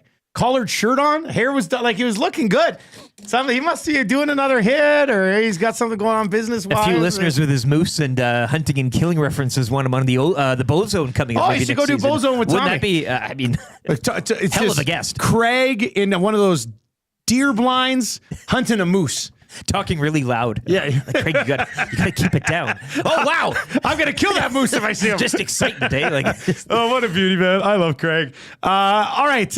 We've got lots to get to here in the rest of hour number 2. If you're watching over on YouTube today, don't be shy. Hammer the thumbs up for us. That would be terrific. If you've not yet checked out a bunch of the other content, we are live on YouTube every single day from 6 to 6. And, of course, bonus coverage tonight with the GCL Diesel pre- and post-game as the Oilers take on the St. Louis Blues. What time's puck drop in that bad boy tonight? 6, so. Oh, so a 5 o'clock, 5 o'clock pregame with handsome Tom Gazzola. But yeah, hammer the thumbs up for us. We're going to get into weekly confessions here right away. Then we're going to give you our bet of the day for Super Bowl action this weekend. Sounds like Craig Button might be on something with Travis Kelce. Maybe we'll look at Travis Kelce catches today. We'll see what that number's at for the big game. I have to think Mahomes is going to be going to him quite a bit. Garrett Anderson is going to join us from Southport Chevrolet at 7:30, and we are going to do a live on-the-spot draft of Super Bowl snacks, 6-rounder, overseen by Commissioner YouTube Trev. So that'll be a lot of fun. I might have a beer while we do this draft because you said you've got some meat and crackers. Do, if you want them, yeah. So I mean, why not? Why not? We're going to be drafting it. Might as well have a little beverage this morning. So get in the mood. Get into that. But let's dive into weekly confessions. Brought to you by Spectrum Rental. They're in. Yeah, they're never miss. You know, they never miss. They're Leon Draisaitl in his spot. You know, they just don't miss. What a shot by Leon on the goal that got called back because of Klingberg being offside. What a shot by Spectrum here. This is a great Spectrum Rental. I know where they come out on the controversy. Yeah. Weekly confessions brought to you by Spectrum Rental, where they confess to always voting on the EST drafts based on what Tommy G is posting on his socials. It won't stop. Keep your job site warm during this deep freeze with construction heat from Spectrum Rental. Yeah, their heaters are working overtime right now because she's a chilly boy out there this morning. Spectrum Rental. Drafting based on what Tommy posts on his socials, which is, I mean, well done, guys. Well done. All right, what are we confessing today? Trev, let us know if you've got a confession. Rick, what are you confessing today? Point Break was on TV the other night, and I didn't take the chance to watch it. I've still yet to watch that movie. You've never watched Point Break? No. Oh, man, I'll get you. I got to bring you Lebowski, and I got to bring you Point Break. Terrific movies. Yeah.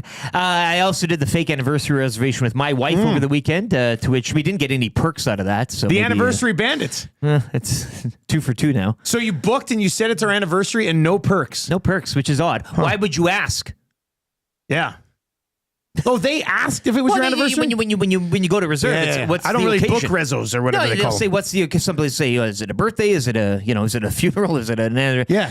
So you click anniversary. Let's just say. Do you think they were aware that you guys are the Anniversary Bandits, and they said they're not getting anything extra? If there's no perk, why ask the question? So my mind now starts to wonder. And I confess this to you as well, but I thought I'd bring it up during confessions. I did lobby for votes once on Twitter for a draft. Which draft was that? I don't recall. Was that back at the old place? No, it was here. It was here? It was a few drafts ago. What? But I didn't go. Was that the one that you tied with Milne? Because that would be controversial. Could have been. What'd you say? I didn't go to the links Tommy went to. You didn't say vote my team. I didn't Here's have all number these 3, gifs 3, 3, 3, gifs 3. and people pointing and like celebratory. Do you remember what you said? It was something along the lines of, "Hey, I think maybe Team 2." But that was it. Yeah. So, but I mean, it wasn't as blatant. What's done is done. Yeah, it's in the history. Somebody should have brought it up then. Well, yeah, it obviously exactly. wasn't blatant enough that that anybody had an issue with it. So, Trev, what are you confessing, Trev? You got anything to confess? I got one thing to confess. It's kind of a lame confession, but confession nonetheless. What are you confessing? Yeah, so I don't really know. You always have great confessions. How to approach this, but and I don't even know if I'm comfortable approaching this. I feel like we're in a safe room here, and I trust you guys. Okay. Right? Yeah. I trust you. Yeah, I trust you. Okay. Yeah, and I don't want to embarrass myself here. But is this a bad bathing thing again, or no? Okay. So it's regarding wearing pants and how long is too long in wearing pants without washing pants. Yeah. Where do you guys come out on this? I mean, my wife basically has to rip my jeans away from me to wash them. Whoa. Because once you start wearing them, Oh, jeez. You walk in the door and it's, yeah. No, but once you start wearing them, they get comfortable. And as long as they don't get like a bunch of dirt on them, I'm like, don't worry, they're fine. Right. Now, with other pants, it's different. But with jeans, man, I let jeans run a little bit. You're not supposed to wash them all the time. Yeah, and then after she washes them, I don't like putting them on again the first time because, they're not as comfortable as they were before she washed them.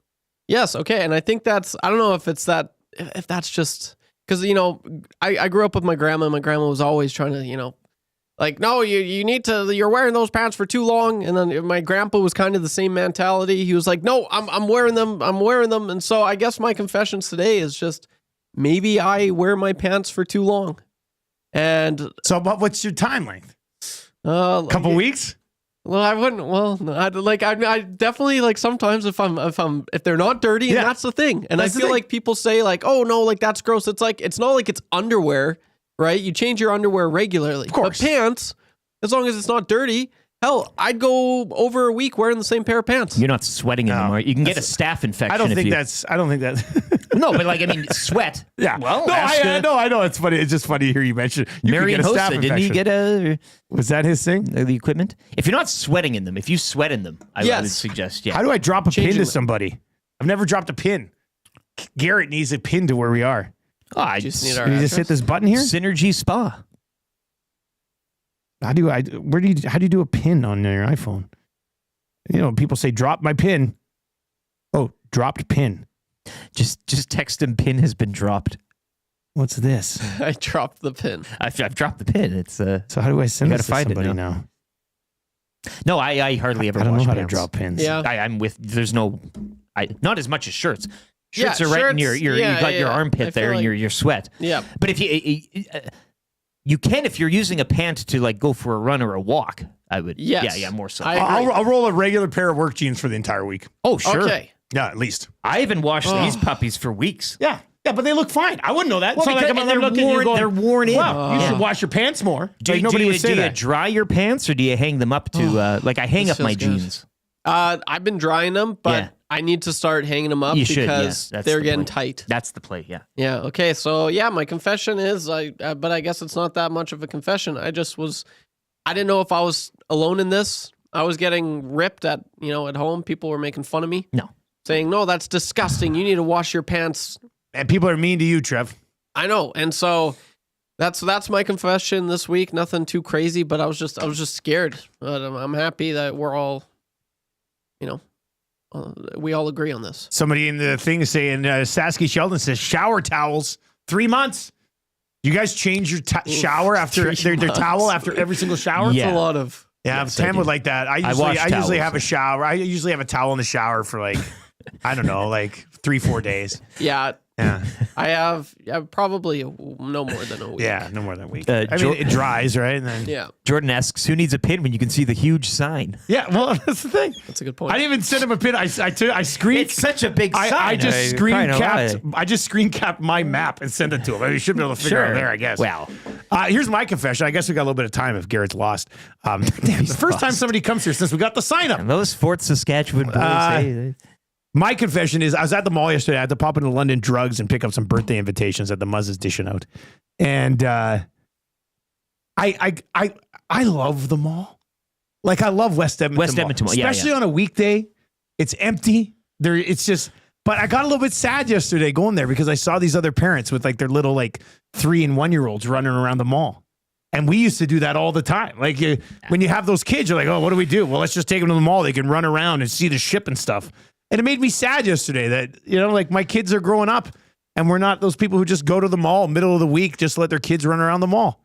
That was my confession. I got home to Tam and I gave her a hug and I was just like, God, life goes by so quickly. And she goes, were you at the mall again? I was like, yes, I was at the mall again.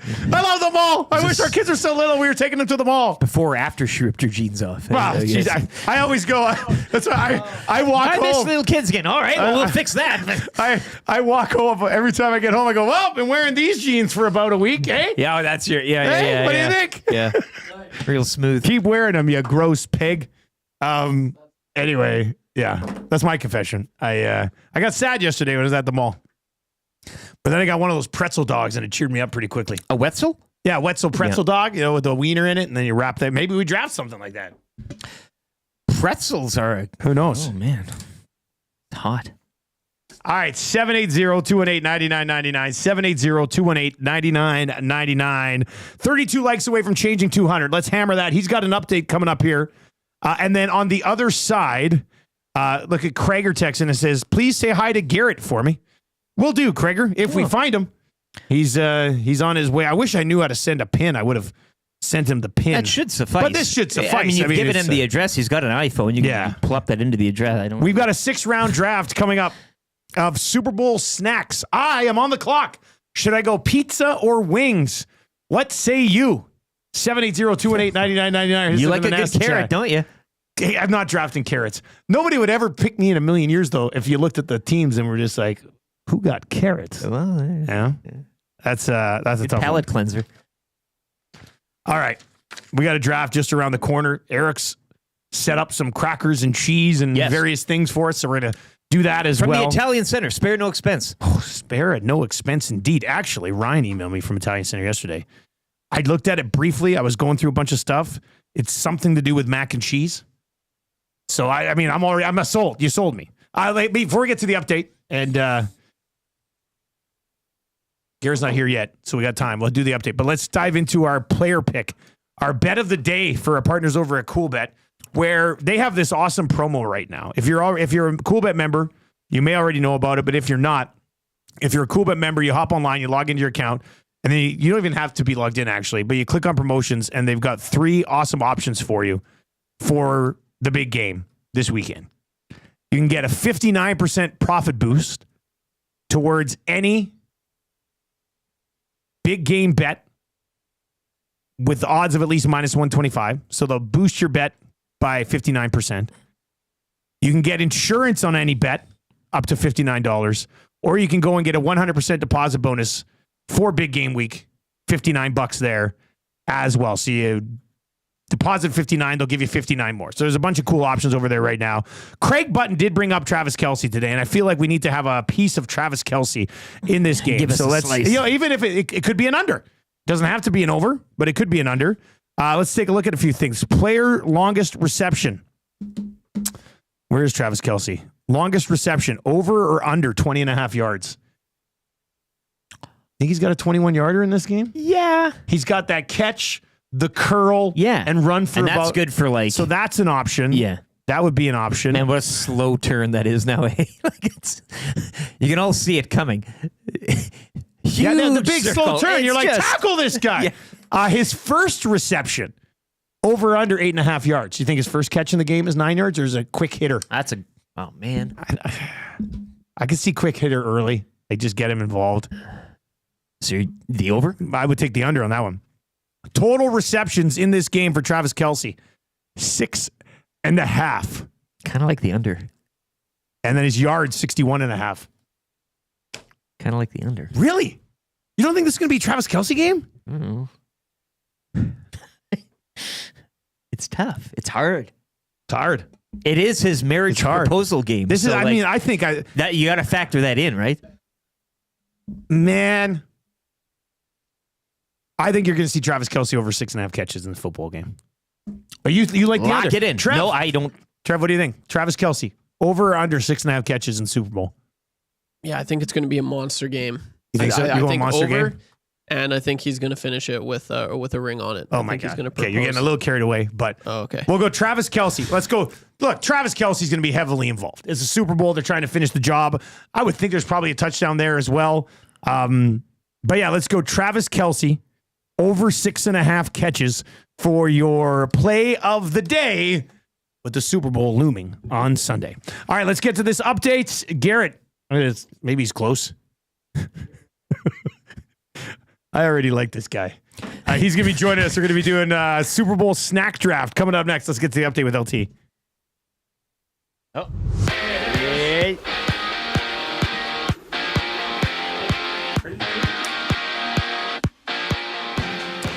The Ottawa Senators scoring 3 in the third on way to a 5-2 win over the Predators last night in the lone game in the NHL. Ottawa have now won 5 straight.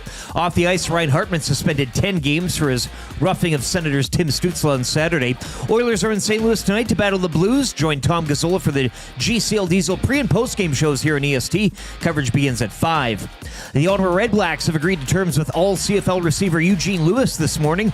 Lewis spent the past 2 seasons in Edmonton and registered 74 grabs for just over 1,000 yards and a league-leading 10 touchdowns last season. Elks yesterday agreeing to terms with 2 American defensive backs in Kobe Williams and Emmanuel Rugamba. Elks also agreeing to terms with Canadian offensive lineman Gregor McKellar, while former Elk and Canadian receiver Gavin Cobb agreeing to terms with the Winnipeg Blue Bombers. The Toronto Raptors back on the court tonight. They'll host the Knicks in one of 7 games around the NBA. Shai Gilgeous-Alexander last night, he had 34, leading the Thunder over the Bucks 125-96. And TGL golf schedule picks up again tonight. It'll be Keegan Bradley, Rory McIlroy, and Adam Scott of Boston taking on Tommy Fleetwood, Colin Morikawa, and Justin Rose of LA. Coverage begins at 7 o'clock. Sports Update brought to you by the great staff at Park Mazda and dealer principal Mitch Lewicki, where he's more of a Grey Cup guy than a Super Bowl guy.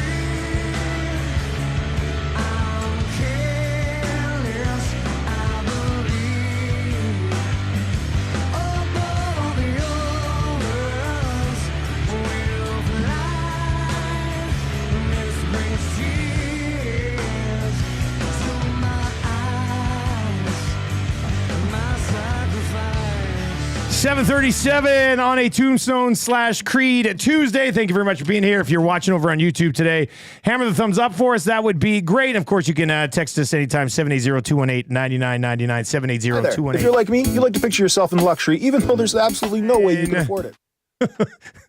There, place Lieutenant or YouTube chef. Oh, what is this? We got some snacks here as well. We've got Garrett with us from South Fort Chevrolet. How you doing, man? I'm really good. Thanks for having me. Good. Make sure you talk close to that mic. We're good there. Hey, I want to get to this text. Morning, boys. First off, love that I found the show on iHeart. It makes my drive much more bearable. Just to chime in on the jeans conversation, it is recommended that jeans be washed every 10 years unless soiled. So you're all good. That's in from Stove today. 10 years. How often do you wash your jeans? We're talking like a week to 2 weeks. Yeah, I'd say a week to 2 weeks. Yeah. That's about average. Yeah, I don't think anybody will shame you for washing. Like I don't know how you would wash jeans after every wear. It just jeans are meant. Look at Cowboys. Nobody does that. Out on the range? Yeah, they're wearing jeans all the time. Yeah, well, that's great. Hey, thanks for bringing in that cable. Oh, no problem. Yeah, now I can plug in my truck. I don't have to start it every night at like 11 o'clock and be like, please start in the morning. So that's great. Garrett's with us from South Fort Chevrolet, presenting sponsor, of course, of the Nielson Show. Did we ever figure out how bad Daniel's team finished in fantasy football? Ooh. You know, he started putting it together at the end of the year. He did. He didn't make the playoffs. I think he took down the consolation trophy. So. Okay. Well, there's nothing that makes you feel better than a consolation trophy in fantasy football. It's the best. So how'd you do? About the same as Daniel. Oh, okay. So you can't really talk about too much. I trended downwards at the end of the year, and he trended upwards. Yeah. I think we met in the consolation final, and he took me down. So. Oh, well, there you go. So a consolation final loss to the boss man. Yeah, it was tough. Understandable. I'd throw it too. Yeah. What's up with this Brady jersey? I'm a Pats fan. God. been a tough few years for me. So. Was Brady the one that sucked you in, or were you a Pats fan like before Brady? I actually had I had a high school football coach who was from the Boston area, and he sucked in like my whole football team when I was in like 2001. Really? So, yeah, like all my high school friends and stuff were all football fans, all Patriots fans now. We all kind of sucked in, and the timing was right. Honestly. Well, it worked out well for you then. It worked out well for me. So. Yeah, that's okay then. Yeah. All right, what do you guys got going on in South Fort? What's happening out there right now? What we were just talking about in January, had the payment deferrals and the 10,000 cash back. What do you guys got going on this month? Yeah, we have some really good specials on some demos. We have the deferrals going. We have some cash back offers, and we just make it easy to buy a car. Yeah, that's what we do out there, and we make it worth the drive out to Fort Saskatchewan. Some of the numbers on those demos are pretty ridiculous. Yeah, like, the demos. There's tons of value in the demos. So check out our website, and we have the demos all listed on a separate page. Oh, so there's like a demos page, so you can hop over there, and that's good bang for your buck. Like 100%. Tracking down a demo like that. Usually 2,000 to 4,000 kilometers on them, and they're really good value. So you still get the new interest rates on the new vehicles. So yeah, it's a great deal. All right, excellent.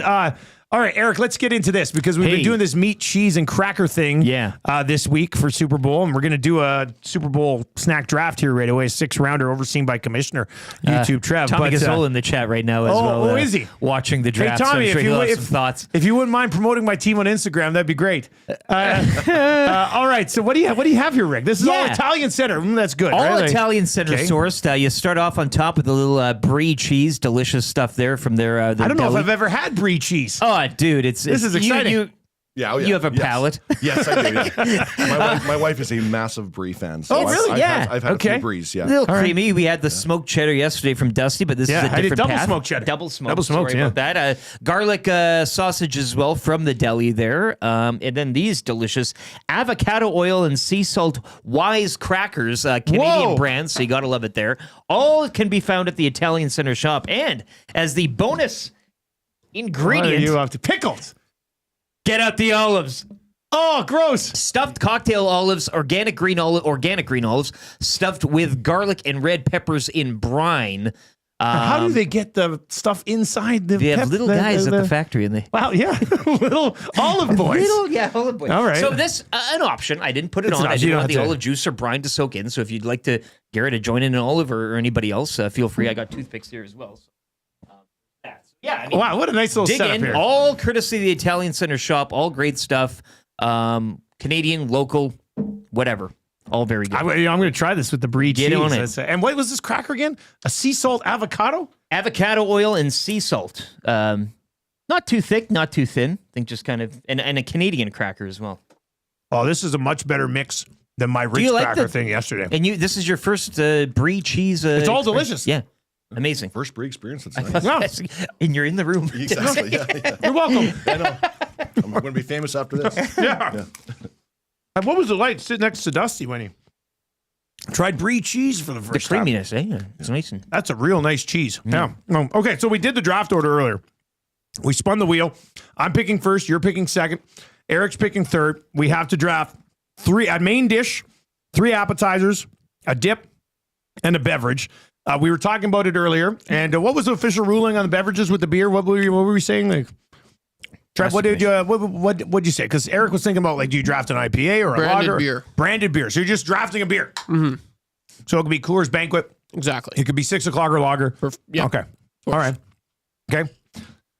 All right then. I guess we'll get going. And I'm kind of torn on this pizza or wings. I don't know where to go on this one because I'll go pizza. First overall, I'll take. Are you tracking this, Trev? Yeah, sorry. I'm going to take track. So just from the top. First overall. You said snacks? Yeah, a main dish. Pizza's going to be my main dish. So there's main dish, 3 appies, a dip, and a beverage. So I'm taking pizza. Off the board. Off the board. Garrett, you're on the clock. Look at this phoneless. He's a phoneless guy. I like it.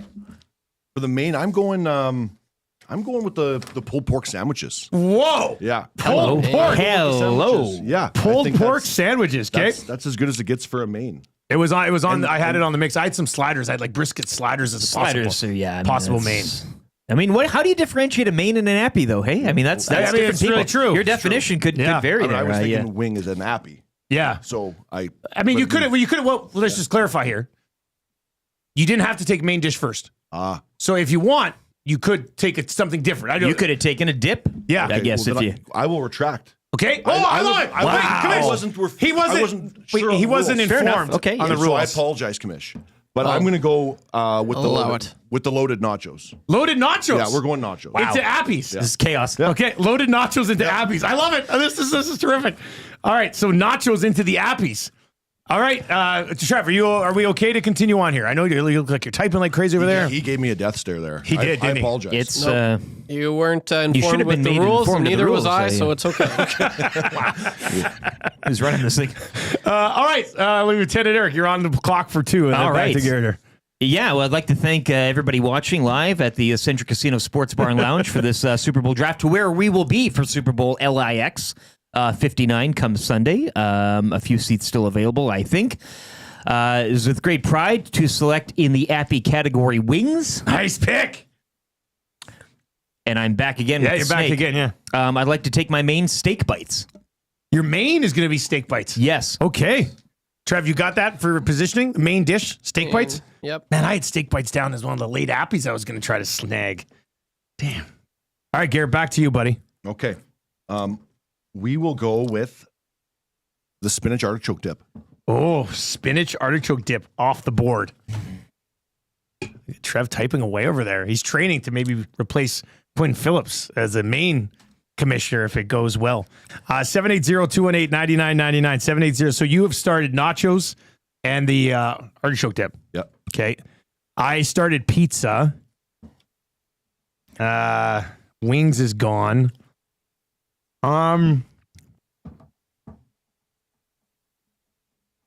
Oh, this is a tough call.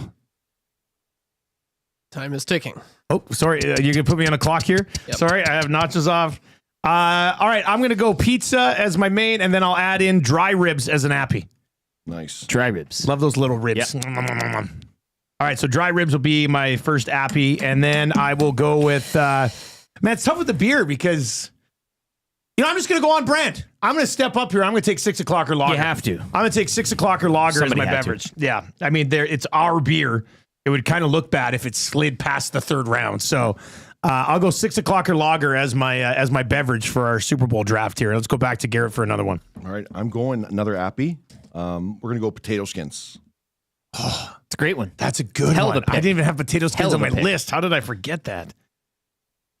That's good. All right, Eric for 2.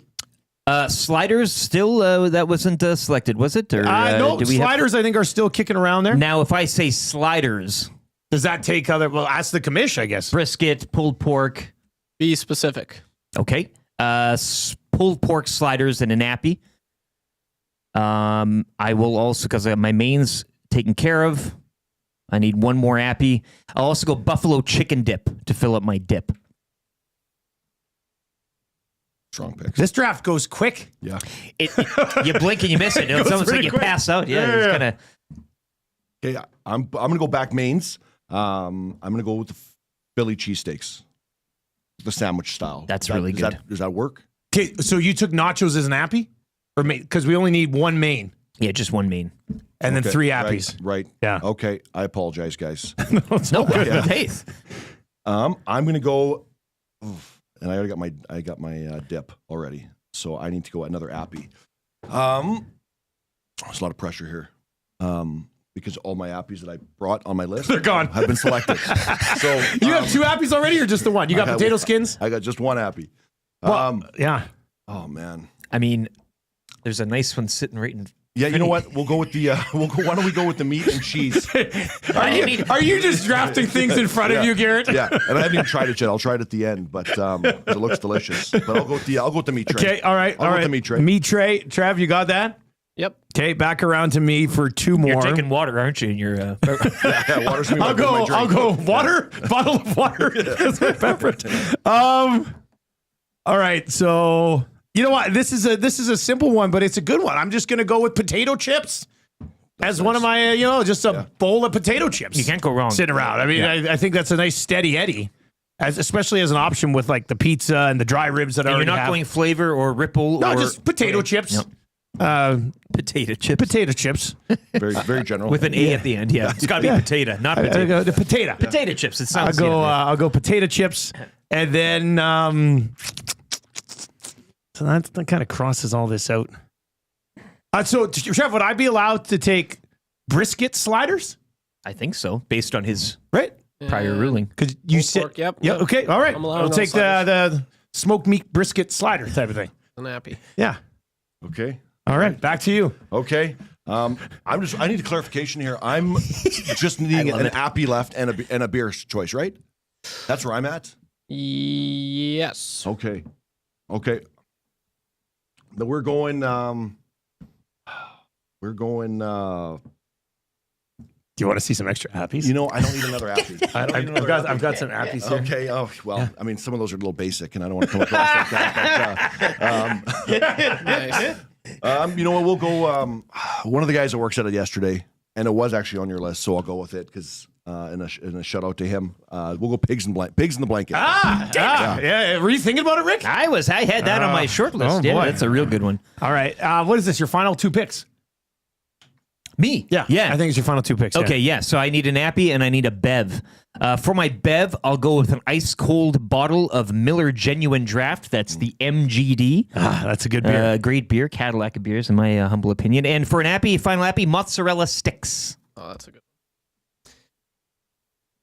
That's delicious. Oh, Mozza sticks. That's a good one too. The Mozza sticks is a good And one. now you're on a for beer. short, yeah. That's the one Daniel suggested because he Mozzarella eats stick, yeah. those things that they're going out of style at work. Those Mozza sticks. So But, he suggested Mozza sticks, yeah. and instead you forgot and decided to draft thing in front of exactly. you. We went with Gouda there. So I will go with I'll go with the classic Corona at a football game. That's Corona. not bad. Yeah. Nice and light. Yeah. Classic Corona. So 6 o'clock or lager, Corona, and MGD, the 3 beers that are off the board. Nobody went draft beer. Just a Which is draft beer. interesting. Yeah. House lager House draft. lager, yeah. That type of thing. Good deal. All right. So final pick of the draft, and I still need a dip. That is correct. And Take Sergio. Take Sergio. No, Sergio. I'm torn here, so let's have a little dip conversation for a second because Craig Button said guac, right? Yeah. Very popular dip. I don't use it myself. It'd on go anything. well with your potato chips. No, see, I don't think. So that's why I'm thinking, do I take a chip dip in this situation? I'm also still contemplating just ranch. Because pizza, I like to dip my pizza in ranch. The crusts, that's where the The crusts dry go. ribs, I can go a little bit in ranch there. Yeah. Where do we come out on possible ketchup situation here for people? I say you take ketchup. You think so? Yeah. Yeah, I think ketchup go well. I think with ketchup's your great. dish there. Yeah, ketchup's great on ribs. I think I'm going to go with what I've laid out so far. You can dip chips in ranch. You can dip dry ribs in ranch. You can dip pizza in ranch. This is not going to surprise anybody. But I'm just going to take ranch. Give me ranch dip. I think it does surprise people. It's the final pick. Still out there. Yeah. Like it's very durable. You can dip almost anything. I mean, mozza, anything you get at a bar for a Super Bowl party. Mozza sticks too. Ranch is usable. Yeah. No. So I like the ranch thing. I didn't try ranch until I was like 24 years old. No way. Swear to God. And the first time I had ranch, we were at a place in Lethbridge called Average Joe's. And we'd had a number of drinks that night. Yes. And my buddy Tanel, who listens and texts on the show sometime, I'm pretty sure he ordered a round of ranch shots. He's like, you got to try ranch. So it came in like a shooter and we took it back like that. That's the first time I had ranch. I was like, wow, ranch is pretty good. So now I have ranch and ketchup are my 2 things. All right, Trev, recap these teams for us here. And then we're going to post a poll and people can vote. Okay, so starting with the main. Lieutenant Eric has steak bites. Dustin Nielson, pizza. Garrett, loaded nachos. Now let's go to the apps. Garrett has potato skins, the meat tray, and pigs in a blanket. The meat tray. That's one of my favorites. What should I take? I don't know. Takes what's right in front of me. Lieutenant Eric has the wings, the pulled pork sliders, and the mozzarella sticks. And Dusty comes through with the dry ribs, the potato chips, and the brisket sliders. For dip, Garrett has the spinach dip. Lieutenant Eric has the buffalo chicken dip. And Dusty has ranch dip. And then for beverages, Dusty has the 6 o'clock or lager, Lieutenant Eric, MGD, and Garrett with the Corona. That is I like it. Solid. There's a couple I would go to all one of these parties. I was going to say, I think I would sit down and be very happy with any one of our options here. Two picks that I really like. Your potato skins pick I can't believe I didn't even have potato skins on my list. I know. I don't know what I was thinking. I don't know how I didn't see it. I searched things. You know what? Your entire scouting thing last night with the Twitter replies, I don't think I saw potato skins on there. No, and you know what? You're thinking you go to a bar on a regular day, you get burger fries, like the potato accompaniment. Yeah.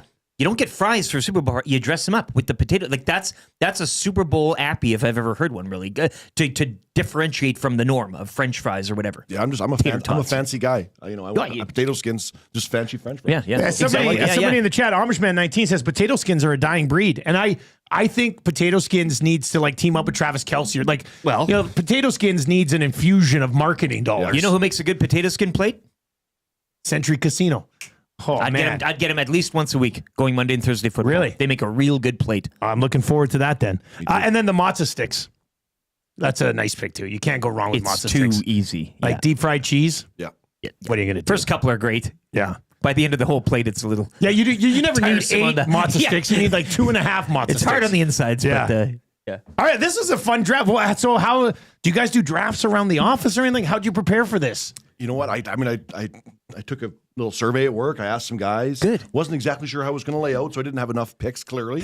But I didn't have enough choices for the appies. But yeah, that's what I did. We do a lot of sports guys at South 4. We do there's a hockey fantasy, basketball fantasy. You guys do basketball fantasy? Yeah. Wow, that's a commitment to sports. That's actually not true. The basketball thing got cut off at last year. They're doing but hockey there this was year, a basketball fantasy. Correct. There was a basketball. We did football this year, and the boys are doing hockey. I'm not as good at the hockey. A little bit more commitment in the football, I find. But that's why I play pretty plain hockey pools. I don't do like the week-to-week hockey stuff. It's just too much throughout an entire season. So, Agreed. All right. So, what do you think the reaction is going to be like when you roll back into the office? I think they're going to be disappointed. I think you get a guard of honor. I think an applause, welcome back. It's not easy. I mean, we do drafts son. all the time. Like you're sliding in, you're representing the company, representing the brand. I mean, I hope they don't boo you when you walk they back won't in. boo me. They'll be fine. They'll be fine. I'll walk in with some coffees and some McMuffins, and they'll be happy. Oh, then they're going to be Daniel's got happy. nothing. You know what I mean? Daniel. If anybody can't be booing, it's Daniel, right? Exactly. We given his fantasy performance. Yeah, True enough. That's a consolation champion, my ass, right? All right, so Trev has got the teams. We're going to put up a poll, and you'll be able to vote throughout the rest of the show as well. But I am looking forward to Super Bowl snacking at Century Casino. Oh, God. What a lineup. I'm going to definitely get some of those potatoes. I might just go all appies the whole day. They drizzle sour cream on top. They don't give you the option to dip, but their drizzle is very liberal. Like they put a lot on, and then you got the green onions in the bacon. See, I get it with no green onions. Green onions bacon. Green onions. It's great for the color, man, and you get a little bit of a crunch. I want potato skins with cheese and bacon. You sure you don't want an olive? And I don't want an olive. No sour cream on the potato skins? No. Oh. No. Okay. Just lots of cheese. And ketchup. And ranch. I would actually dip my potato skins in ranch if I had to. Of course. Yeah. Hey, if we get to 500 likes today, I'll try one of those olives. I've never had an olive in my life the first time. Garlic stuffed. These are good. This is like a Cadillac of good. olive here. Yeah, but I've never had an olive. Like I've never put in one of those round green olives in my mouth before in my life. And I'll only do it today if we get to 500 likes. So hammer the thumbs up. Thanks a lot for coming in, man. Well, thanks for bringing me that cord. Oh, you're welcome. Remind somebody to call me today so I can pay for it. That's good. Sure. You know what? I wish I knew where my other cord went. I even put it, in the back of a Sierra. It pops up. Yep. I was like, I must have just put it there like a responsible man with a truck. Yeah. And I opened it up and it's not there. I don't know where it is. That's all right. We hooked you up. We're good. Well, if my wife's not listening, I'm going to pretend that I found my original one. Okay. Hey? That's a great plan. She'll never know. No. She'll never know. That'll be great. All right, man. Thanks a lot for coming in. Thanks, guys. There you go. Southford Chevrolet, presenting sponsor of The Nielson Show. Drive a little, save a lot. Go out and see the team in the fort. Just a bunch of good dudes.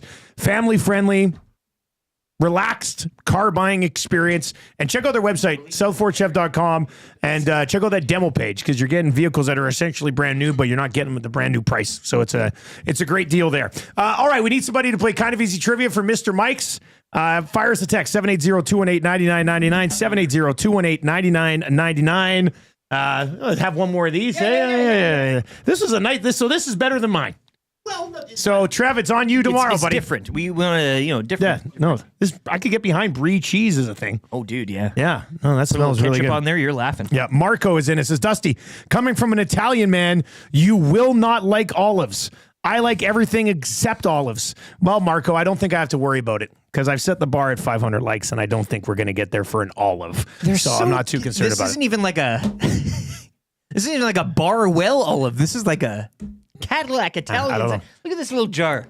And the little hands and little men at the olive factory that creepy stuff it with the peppers and the garlic. All right, if you want to play kind of easy trivia, 780-218-9999. Thanks to Garrett for coming in from South Fort Chevrolet to do our Super Bowl snacks draft. The vote will be up shortly. And yeah, that was a lot of fun. Let's get to an update right now for Windsor Plywood Leduc. That's coming up.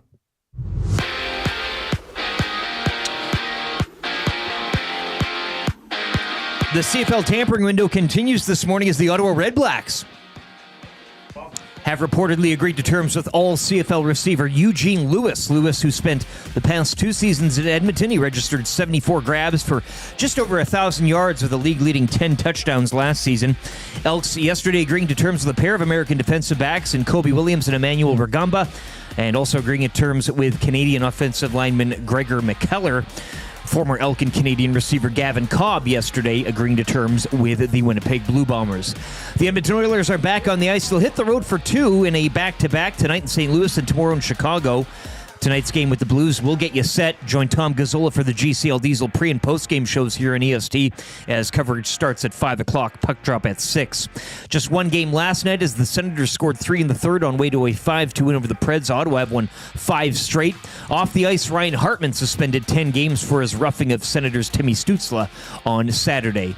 Over to the NBA, where the Raptors are back on the court tonight. They'll host the Knicks. Last night, Shai Gilgeous-Alexander just continuing to do what he does. He had 34 as the Thunder smashed the Bucks 125-96.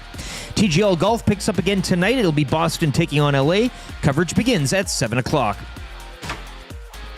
Sports Update brought to you by Windsor Plywood Leduc. Locally owned and operated, serving Leduc and the surrounding area since 1993. Doors, flooring, baseboards, and of course, plywood. Go see the knowledgeable staff at Windsor Plywood Leduc.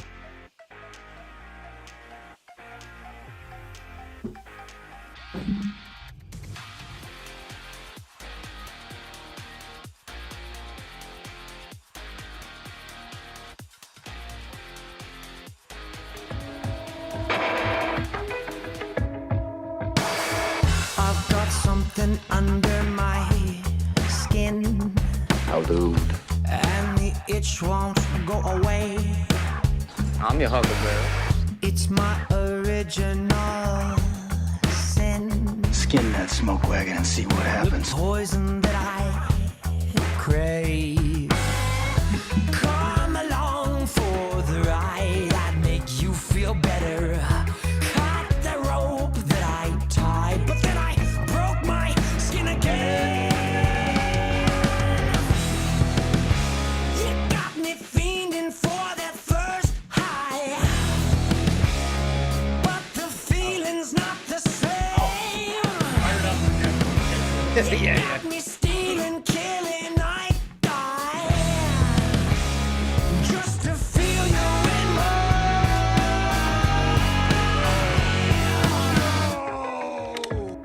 veins. 8:03, a whale and the wolf to get you going here this morning. Boy, we've got a ruling. Commish Quinn Phillips, immediately following another draft, Yeah, what timing? has lowered a ruling on Tommy Gazzola. Somewhat of a sanction. We will see how Gazzola reacts to this. Great performance by Garrett from South Fort Chev, presenting sponsor of the Nielson show. We got to get Garrett or Claire or Daniel in like once a month to do something fun. I think Claire would be a stone cold killer. You know what I'd like to do with Claire? Claire could come in. We could do that blind rankings. You know, you see that on social media all the time? Yes. So they give you like 10 things and you have to blindly rank them and hope you get a good list. Yeah. I think that would be fun. Boy. All right. So we've got fired up for Gemco. We will get to Commish Phillips' announcement. Praising picks even in her reveal. Yeah. Look, I won on both platforms. Oh, yeah. This is a straight up win. Anyway, Quinn has come to her ruling. We will have that for you coming up with Fired Up for Gemco. Trevor, you're going to put up the poll for the other draft? We'll get to that. I'm doing that right now. And the draft is being placed where? Yes. So to all the listeners or all the viewers on YouTube, you can check the description. So it'll just be right in the description. Go to the description. Oh, yeah, there it is. And if you click on it, it'll say more, scroll down, and it'll be at the bottom of the description. Smart move, Kamish. Smart move. I'll have the vote up in, as soon as I can, probably a minute here. But yeah, that's where you go. All right. So that's good news. All right. Well, it's been a fun show.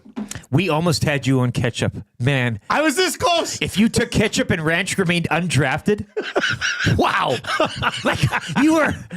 No, look, when you have pizza and dry ribs and potato chips, but ketchup. Ranch completes the cycle. But ketchup.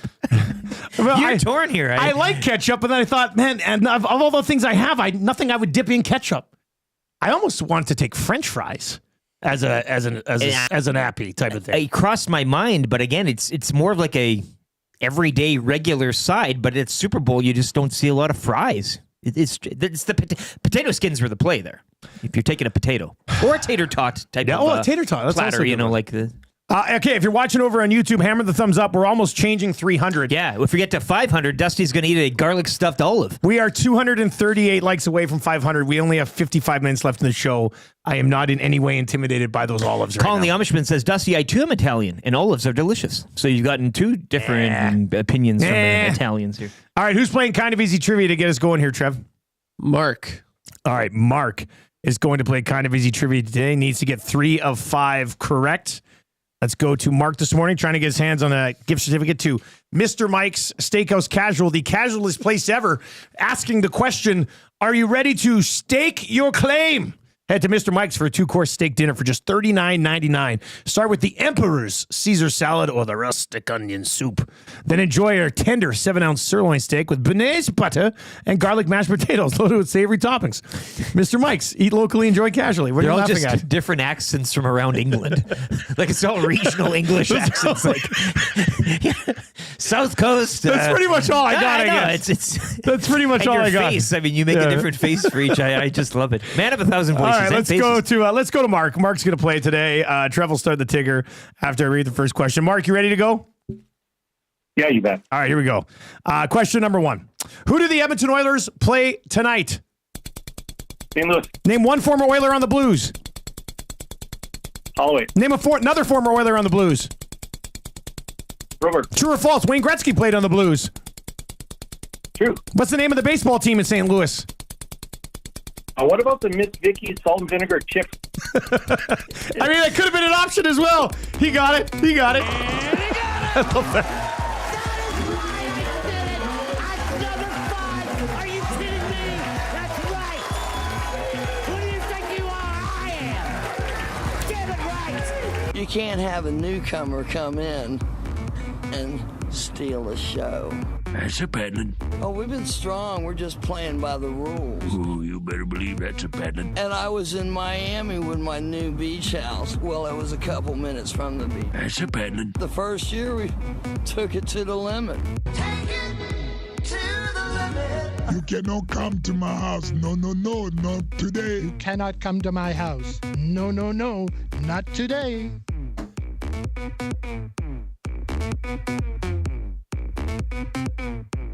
All right, congratulations.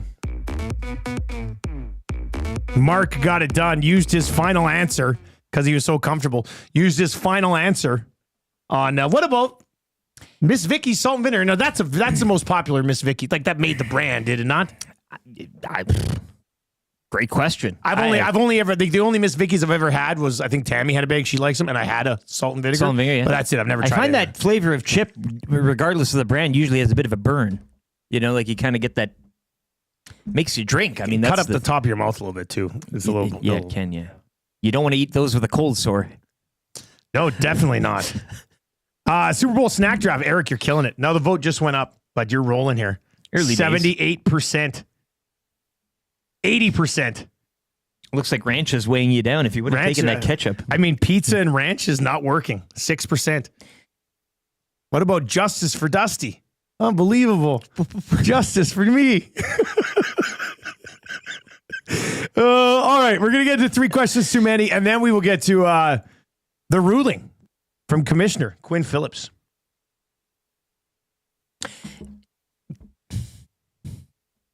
Early thoughts on ruling before you say anything. Fair, not fair? Well, I think it's a little light, but it's light. I mean, so she's operating on a 3-strike system, I guess, is what we're. But at the end of the day, in terms of nothing changes. Yeah. So we'll see. Looks like Tommy got away with it, but we'll justice for Dusty. We'll find out. What? Hey, no, justice for draft integrity. Wow. Yeah, that's what I'm talking about. All right, let's get into 3 questions too many today for the great staff at Park Mazda. Do you have a liner for your segment? 3 questions too many, brought to you by the great staff at Park Mazda and dealer principal Mitch Lewicki, where he always keeps a jar of olives in his desk drawer. Park Mazda, your dealer for life. What do we have for likes? 2:15 in the next 50 minutes if you want to see me eat an olive for the first time. I'm trying a lot of new things lately. Oh, I'm just saying, this is not even gross. I mean, I know a lot of people just don't prefer them, and that's fine. But this isn't. We're not getting food from the depths of the sea here or anything like that. I mean, they're a delicacy. Where do they come on? What are olives on? Like a little tomato style branch? Vine, like an olive vine. Yeah, that's an olive branch. Yeah. These are Greek, I do believe. Wow, Greek olives. So it's Greek olives from the Italian straight center. from the source. Yeah, that's good. Do you have a Twitter account? Yes, I do. It's at Lieutenant_Eric. That's ERIC, where I just tweeted out, hey, usually I don't like to beg, but if we get 500 likes on our YouTube stream this morning, Dusty eats an olive. # bring up the olives. And I did include the gif of the Maury Povich episode to where that woman... Oh, you did? Is deathly afraid. So she says she found a relative who was deceased, and his eyes looked like olives. So she had this trauma of olives, and that's why she was scared of them. So Maury brought out a huge, bring out the olives, he said. Man. And she you've never seen this video? No, I haven't seen this. This is you, though. You're the woman. I'm Maury. Okay. And Trev's I can play that role. Beautiful woman bringing out the jar of olives. Not an olive. Oh, it's a lot Keep worse it than away that. from me. She freaks out. It's a huge jar. My wife was watching, listening, so I'm not going to be able to pretend that I found that cord. I shouldn't have said anything. Should have just done it. Also, Trev, go ahead. Wait, I just heard the last little bit of that, but was that the girl that's scared of the olives? Is that what you just That's said? exactly what I said the whole thing. It's like Thank you McDavid for and listening. ketchup. Yeah. No, That's what Stoff should do to McDavid one time. Yeah. With the ketchup thing. A Canucks fan dressed up as a bottle at their game, the Garrett I mean, game. that's Yeah, funny. It's great. I respect the move. We said when we found out about that should have been a thing. I think that's pretty should funny. be more actually. of a thing. That's so funny. I don't believe that girl. No one's that scared of olives. I don't think a lot that happened on the Maury and Jerry Springer shows were. Yeah, was that all real? Well, I think so. I watched the Springer documentary, and it didn't really tell me if it was all fake or real. Has to be real. Yes, like It's wrestling. on TV. But I think some of it must have been. You think? Staged. Really? Yeah. I don't know. No, when I was watching that at a very young age, I was convinced this was all real. Guess we'll never get to the bottom of it. Yeah. All right. Question number 1. Guys, I know it's a dead horse, but I'm curious. If Holloway was here today, who would you play him with? Whoever he wants. Whoa.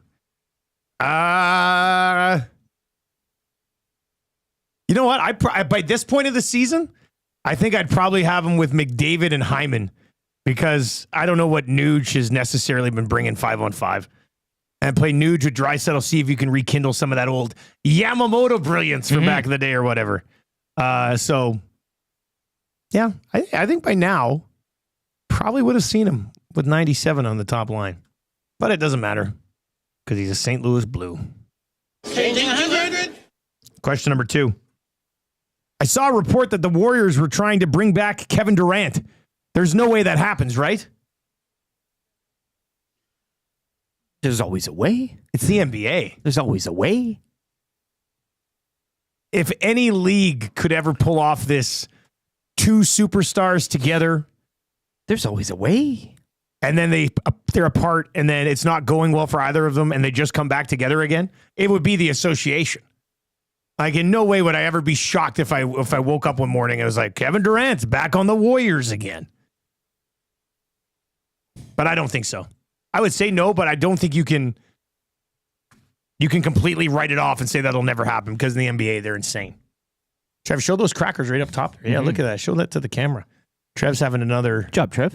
You know, I want an olive too? The crackers were... It was a nice cracker you got at Italian stuff. Canadian.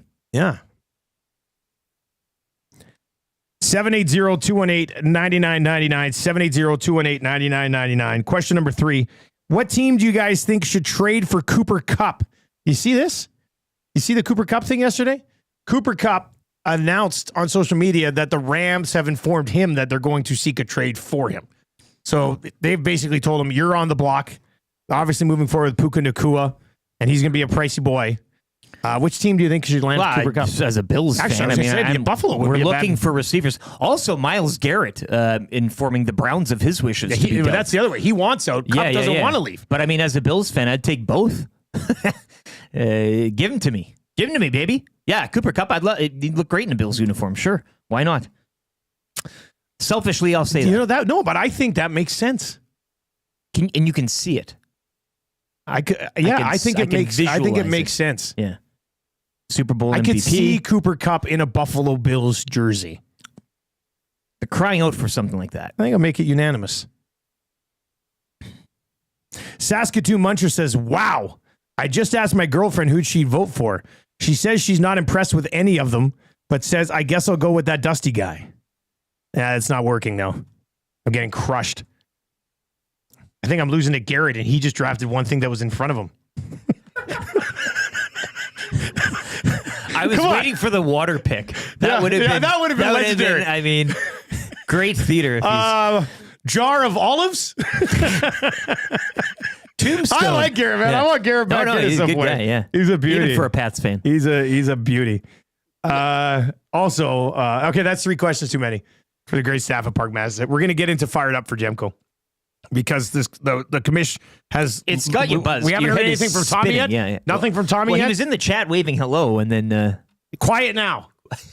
Quiet now. So we'll see what happens here. We're going to get into that. Claire from South Florida has texted me and said, Garrett didn't mention it, but we are running a contest.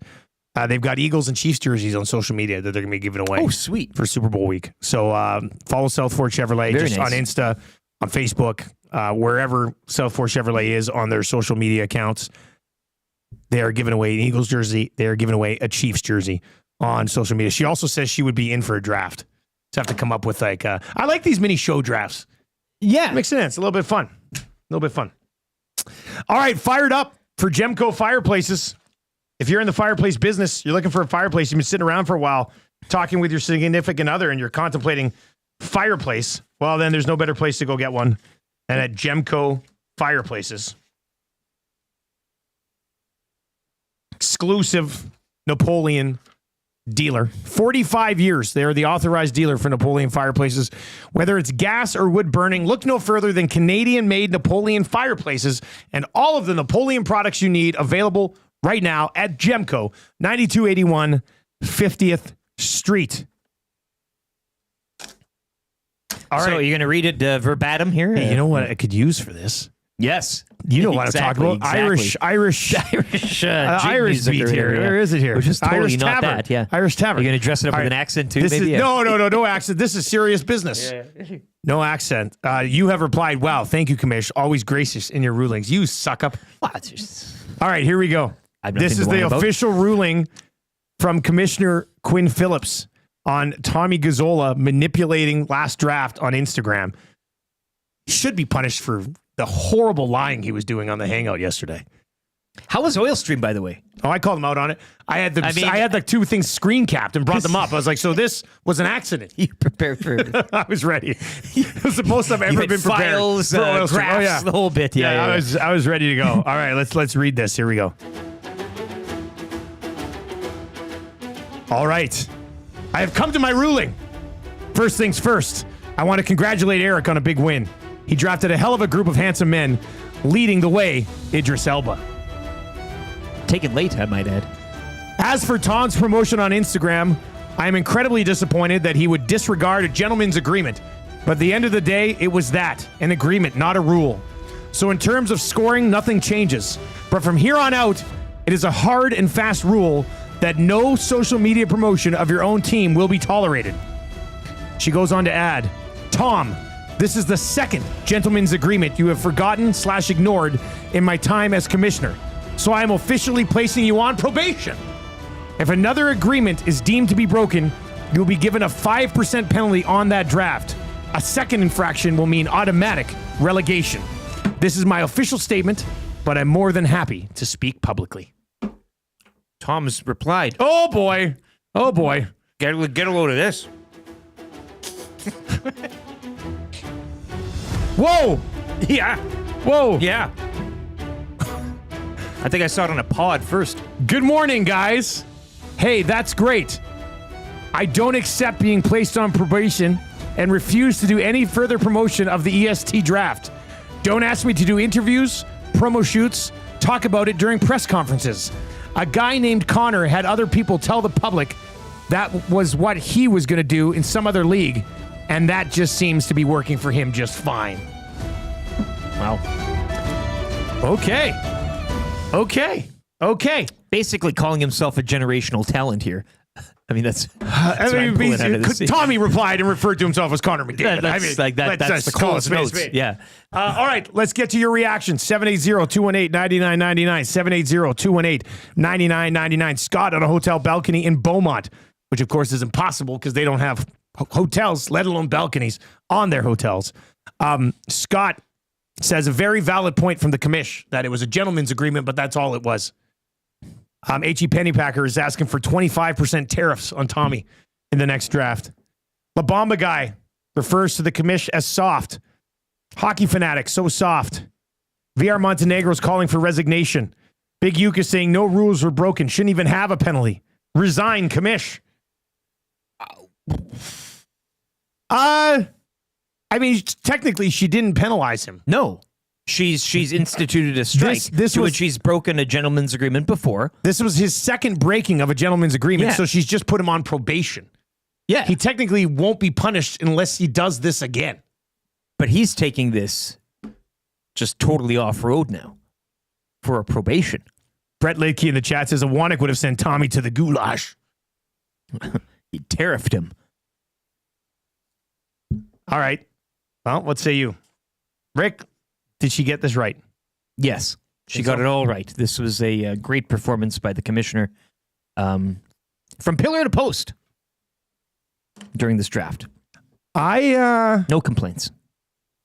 And Tommy, in the words of Zacticum, you better smarten up. I think she did pretty good with this ruling. I do. I mean, all parties should be. You especially. I mean, let's be honest here. Like, what do you mean, me especially? Well, because but you finished he finished last on the Twitter, right? Yeah. And then you finished last on the Instagram. I finished last on Insta. But if she would have really come down hard, she could have said you lose the you know what I mean? No. And then where did that leave? I mean, the whole Instagram vote to me is a waste of time anyway. We aren't gonna we didn't get enough votes on Instagram to really significantly change anything anyway. The Twitter vote is still where the bulk of it is. It is. So, I mean, until the Instagram vote legitimately changes something, I don't see a world. She's looking for added revenue. That's streams, you gotta be out there, I guess. Trying to grow the league.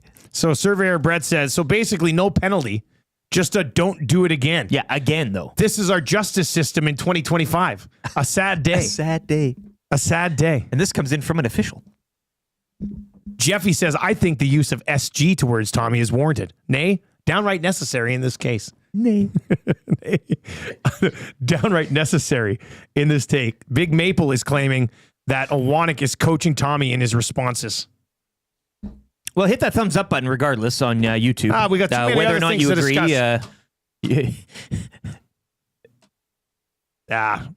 176 away from the olive trying. Andrea is asking, I wonder what the former commish thinks of this commissioner's ruling.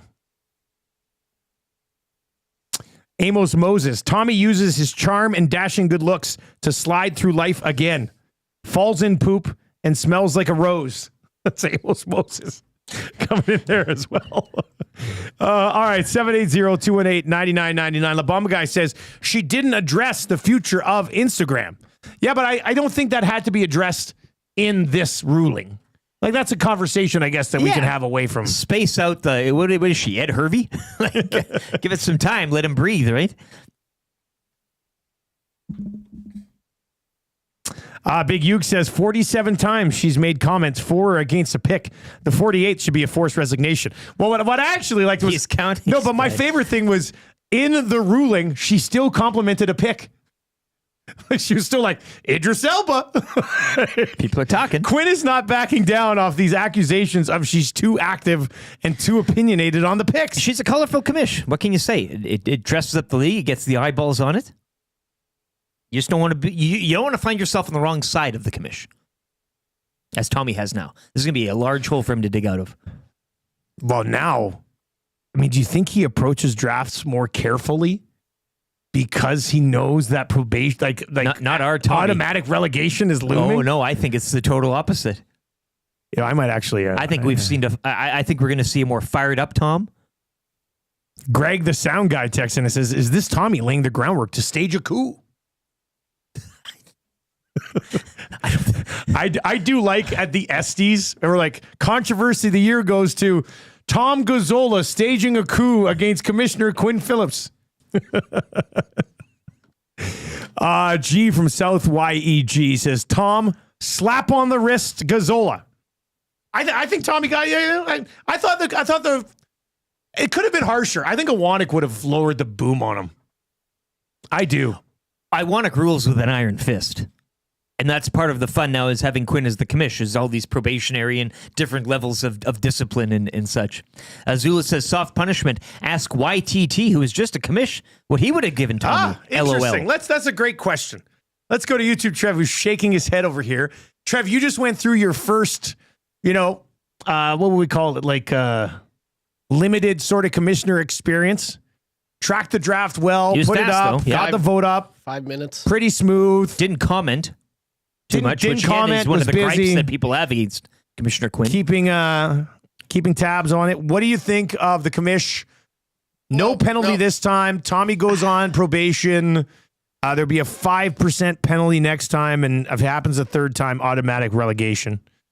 As a guy who now has Edmonton Sports Talk commissioner experience, your thoughts on Quinn's ruling? It's not fair for me to comment on this guy is checking all the boxes. Very impartial. The commission's ruling. I have opinions, and I'm going to keep them to myself, and I think that's fair. Smart guy. You're a wise guy. I'm not going to comment on anything. The commish is the commish for a reason. But I do have an opinion, but I'm not going to say it. Well, you know what? I'm going to say this. The next 60 seconds will be stricken from the record on this show. So you can say your opinion, but we'll pretend that it doesn't matter at all whatsoever. What do you think about that? I have no thoughts. Would you have gone harder on him or no? I mean, obviously. Okay, all right. Okay, that's enough. That's all I'm going to say. That's all I'm going to say. Dex is in trying to come after that A&W text of the day today. If you win text of the day, you get a gift certificate to A&W. They got the Buddy Bundle on right now. $6, Buddy Burger or the Chicken Buddy Burger. Fries and a drink, just $6 at A&W. I love this one. Dex. Quinn rules with a fist, but it's the rubber one from Borat. Very good. That's pretty funny, Dex. I think that's VR Montenegro says YTT is yellow. Now you haven't seen Back to the Future, have you? I mean, I have. Nobody calls you yellow. Yeah. Right? Then you get in a car accident. It changes the whole way of your life. I was just going to say that. Creepy old scientist has to come back and save your family. Calvin Van Dassler, I'm for full reinstatement. I'd agree there. People are calling Tommy a whiner. 10- says Tommy wants to show off. He'll break the rules again next draft. This is the thing now. We'll have to watch. So you think Tommy's going to throw it? Well, he's now on a short. Not have to work. He's now on a short leash. Yeah. But Amos Moses, much like McDavid, Dark Side Tommy and coming. This is Dark Gazzola. He's going to be coming after you. He's going to be coming after me. He's going to be coming after probably coming after the listeners. I know, Trev, you're trying to be impartial, but I do be coming after you. You're dead. You're dead now. You're a dead man. You're a dead man walking now. Why? Because you said you would have been harder on him, even though we struck it from the record. Dark Gazzola has been activated. He's taking no prisoners. He's a bad boy. Tango is calling for an investigation because he thinks the commissioner encouraged Tommy to do it. Well, and they're all in on it together still. Ah, sweet setup. Hey, if you do this, I'll only put you on probation. Yeah, him walking it back. Yeah. Smell that? I'm fired up about this. BS. And if you're fired up, get a Napoleon fireplace. Available at Gemco. This show's about to just go off the rails here. Hey, like we're just hanging on. We got Gager coming up. I mean, Gager has he's in a position of authority. Thing. Yeah. We'd have to get Gager's thoughts on this. Bring up the gavel. Orange and Blue breakfast for GCL Diesel gets you set up for the Oilers and the Blues here.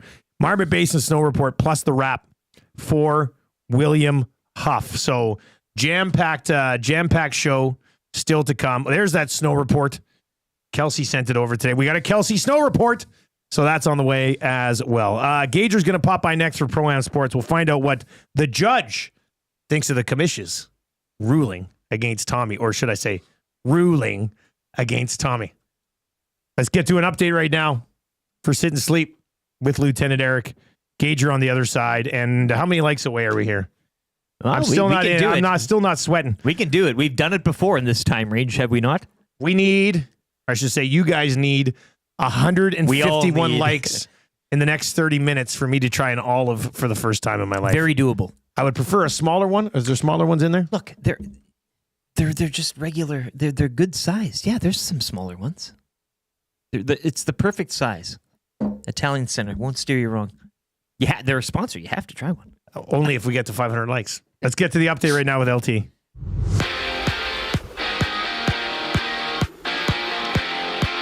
News continuing to trickle out of the CFL this morning. Veteran CFL receiver Jalen Acklin has retired at the age of 29. Also, Eugene Lewis has found a home as the Ottawa Redblacks have reportedly agreed to terms with the all-CFL receiver. Lewis spending the past 2 seasons in Edmonton. He had 74 grabs for just over 1,000 yards and a league-leading 10 touchdowns last season. Elks yesterday agreeing to terms with 2 American defensive backs in Kobe Williams and Manuel Rugamba. Also agreeing to terms with Canadian offensive lineman Gregor McKeeler, while former Elk and Canadian receiver Gavin Cobb agreeing to terms with the Blue Bombers. Oilers back in action tonight. They'll kick off a mini back-to-back 2-game road trip in St. Louis against the Blues tomorrow night in Chicago. Tom Gazzola will get you set for this one with the GCL Diesel pre- and post-game shows here on EST coverage beginning at 5 o'clock. Just one game last night saw Ottawa win their 5th straight game as they would score 3 in the third on the way to a 5-2 win over Nashville. Shai Gilgeous-Alexander had 34 as the Thunder smashed the Bucks 125-96. Toronto Raptors are back on the court tonight when they host the New York Knicks. And the TGL golf schedule resumes tonight. It'll be Boston.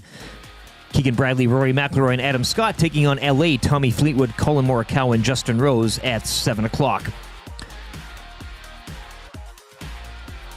Sit and Sleep is currently offering a winter clearance event from massive discounts on major sleep brands to unbeatable deals on Canadian-made custom furniture.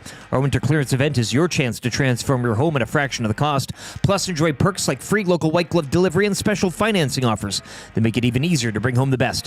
Visit us today in South Common next to Planet Fitness.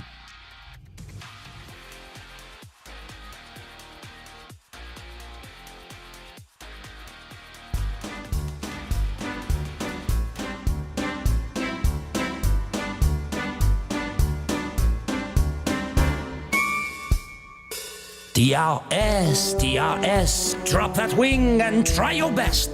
Get up close, you've got to press, must be within 1 second or less. Show that speed, please don't swerve. Hey, look out, here comes a curve. Hit the button, be ambitious. Goodbye, Mikey, too judicious. Around the world, they will prance. Red Bull Ring to Paris, France. And you never want to finish second best. Push on and refuse to lose, drop the wing and then use DRS, DRS, DRS. I love this text. It's the Nielson Show brought to you by South Fort Chevrolet. Giving away some NFL jerseys leading up to a Super Bowl on their social media feeds. If you want to get your hands on a Chiefs jersey or an Eagles jersey, check out South Fort Chevrolet on Instagram and Facebook. The first ever? Yeah. Yeah. This is a wild... I love when they're the first ever text in the subject matter that they involve, out of anything. This is terrific. First text they've ever sent in. Maybe they're just new listening. If they are, it's great. Welcome. Tell your friends. Hit the like on YouTube. iHeart, EdmontonSportsTalk.com. Watch on YouTube. Download all the podcasts of all of our wonderful shows here on Edmonton Sports Talk. But this was the first text this person's ever sent in. And they don't have a handle yet, but they signed it, so we'll go with it. Are we going to forget that it's Darnell Nurse's birthday today? Question mark? Comes from Tabby. Tabby, I promise you I didn't forget that it's Darnell Nurse's birthday. No. I never knew it was Darnell Nurse's birthday, which made it impossible for me to forget that it was his birthday. So I would play the Darnell Nurse goal song if it wasn't the worst one I ever did, and nobody likes it. It's your birthday today. Right, we can meet halfway. What does that mean? I guess you're starting to play very good this year. Everybody's happy. Yeah. And we're mentioning your birthday because it was brought up by Tabby. Happy birthday, Darnell Nurse. Hey, it's his, is it 30? Yeah. He's 30? Born in 95, so that would make the Better get this guy a 25. cup. Yeah. Better get this guy a cup. The Dirty 30 for old Darnell. Joaquin Gage. Brought to you by Pro-Am Sports, your locally owned sports memorabilia and apparel specialist. Check out their upcoming private signings with Kulak, Matthias Yamark, and Adam Henrique. Submit your items or select from theirs. Located in the corner at Edmonton, located in Edmonton at the corner of St. Albert Trail and 128th Ave. Online at proamsports.ca. It's nice and close to an Arby's too. If you want to hit up an Arby's, it's always I don't know if I've ever gone to Pro-Am and not hit the Arby's up before or after. That's a confession. Sometimes both. All right, let's bring in Joaquin Gage this morning. Gager, good morning. How are you, sir? Good morning, gentlemen. Yeah, I'm good. How are you guys? I'm doing okay. You feeling confident, Dusty, without the you don't want to try an olive? Well, I've never tried an olive, and I said I'm going to try to. I'm farming likes. I'm farming likes today. If we get to 500 likes, I'll eat it all. You aren't farming at all. Gager, these are straight from Greece and the Italian Center shop. They are garlic stuffed and the red pepper and soaking in that delicious brine. I know you'd join me for one, hey? Well, yeah, it's a no-brainer. I would take the brine and make myself probably a dirty martini with some gin, if possible. But I mean, Dusty, you had me try that spring roll last week, right? Yeah. And then I was like, oh, it's okay. And you're very happy that I liked something new. So maybe I do end up liking olives. But I'm not trying it unless we get to 500 likes. Yeah, we just need to find something that you're going to go, you know what, I want to put this into the rotation at some point, right? I don't want you to hate spring rolls something. aren't getting into the rotation, but I'll have a They're bite not? if it's Why? No, I don't know. I didn't like what Plop was a couple inside in the air fryer and I did. Have you ever gone in a social to, situation? But what about Chinese food? Have you ever gone to a Chinese restaurant, Dusty? when I go, I like to get chicken. Hamburger. I know. Well, growing up as a kid, we'd go out for Chinese food once a month with all of our family and cousins and stuff, and I would get a cheeseburger and fries at the Chinese food. But since I've grown up, I do get chicken fried rice and orange chicken. Okay. Okay. Well, then we I can like orange expand on chicken. that. We can expand on that. Something. I think we can do something there. I think with the spring roll, that opens up. It maybe doesn't open the door, but you've slammed the door. But I put my foot in. Yeah, and you're holding it open. I'm holding it open. Yeah. You know what I don't want to try? Chow mein. It looks too greasy for me. It's and gross. just noodles. Yeah, come on, greasy. You really? Well, you eat burgers? Come on, I know. It stop looks like it's a runny noodle. I don't like the way it looks. We should get you a fat noodle. A fat noodle would be good. But fat the full noodle place, chow mein. Eh? yeah. An udon or something. Spency 5 cents. He says olives are exactly like spring rolls, Dusty. So there you go. Maybe I'll try that later today. Hey, did you hear the commissioner's ruling on Tommy and the sanctions here and everything? No, sorry. I was preparing lunches. Give me a little context. Okay, so here's what it is. Oh, sorry, my wife just texted me. She's getting an oil change and they're trying to upsell her on rear and front differential work. Get him on the line. What does that even mean? I didn't know it. Yeah. I'm going to say I need rear and front differential work too, so maybe I could do a same 2 type for of 1. thing. Everybody needs it, right? Okay, so this was the ruling. Basically, I'll just sum it up for you. We don't need to read the whole thing again.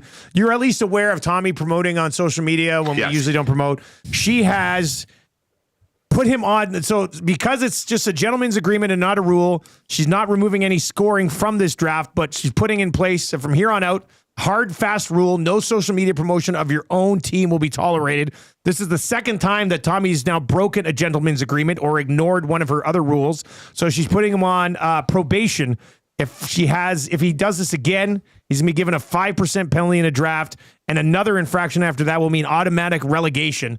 So probation basically is what he's been put on here, Gage. You're a judge. What do you think of this?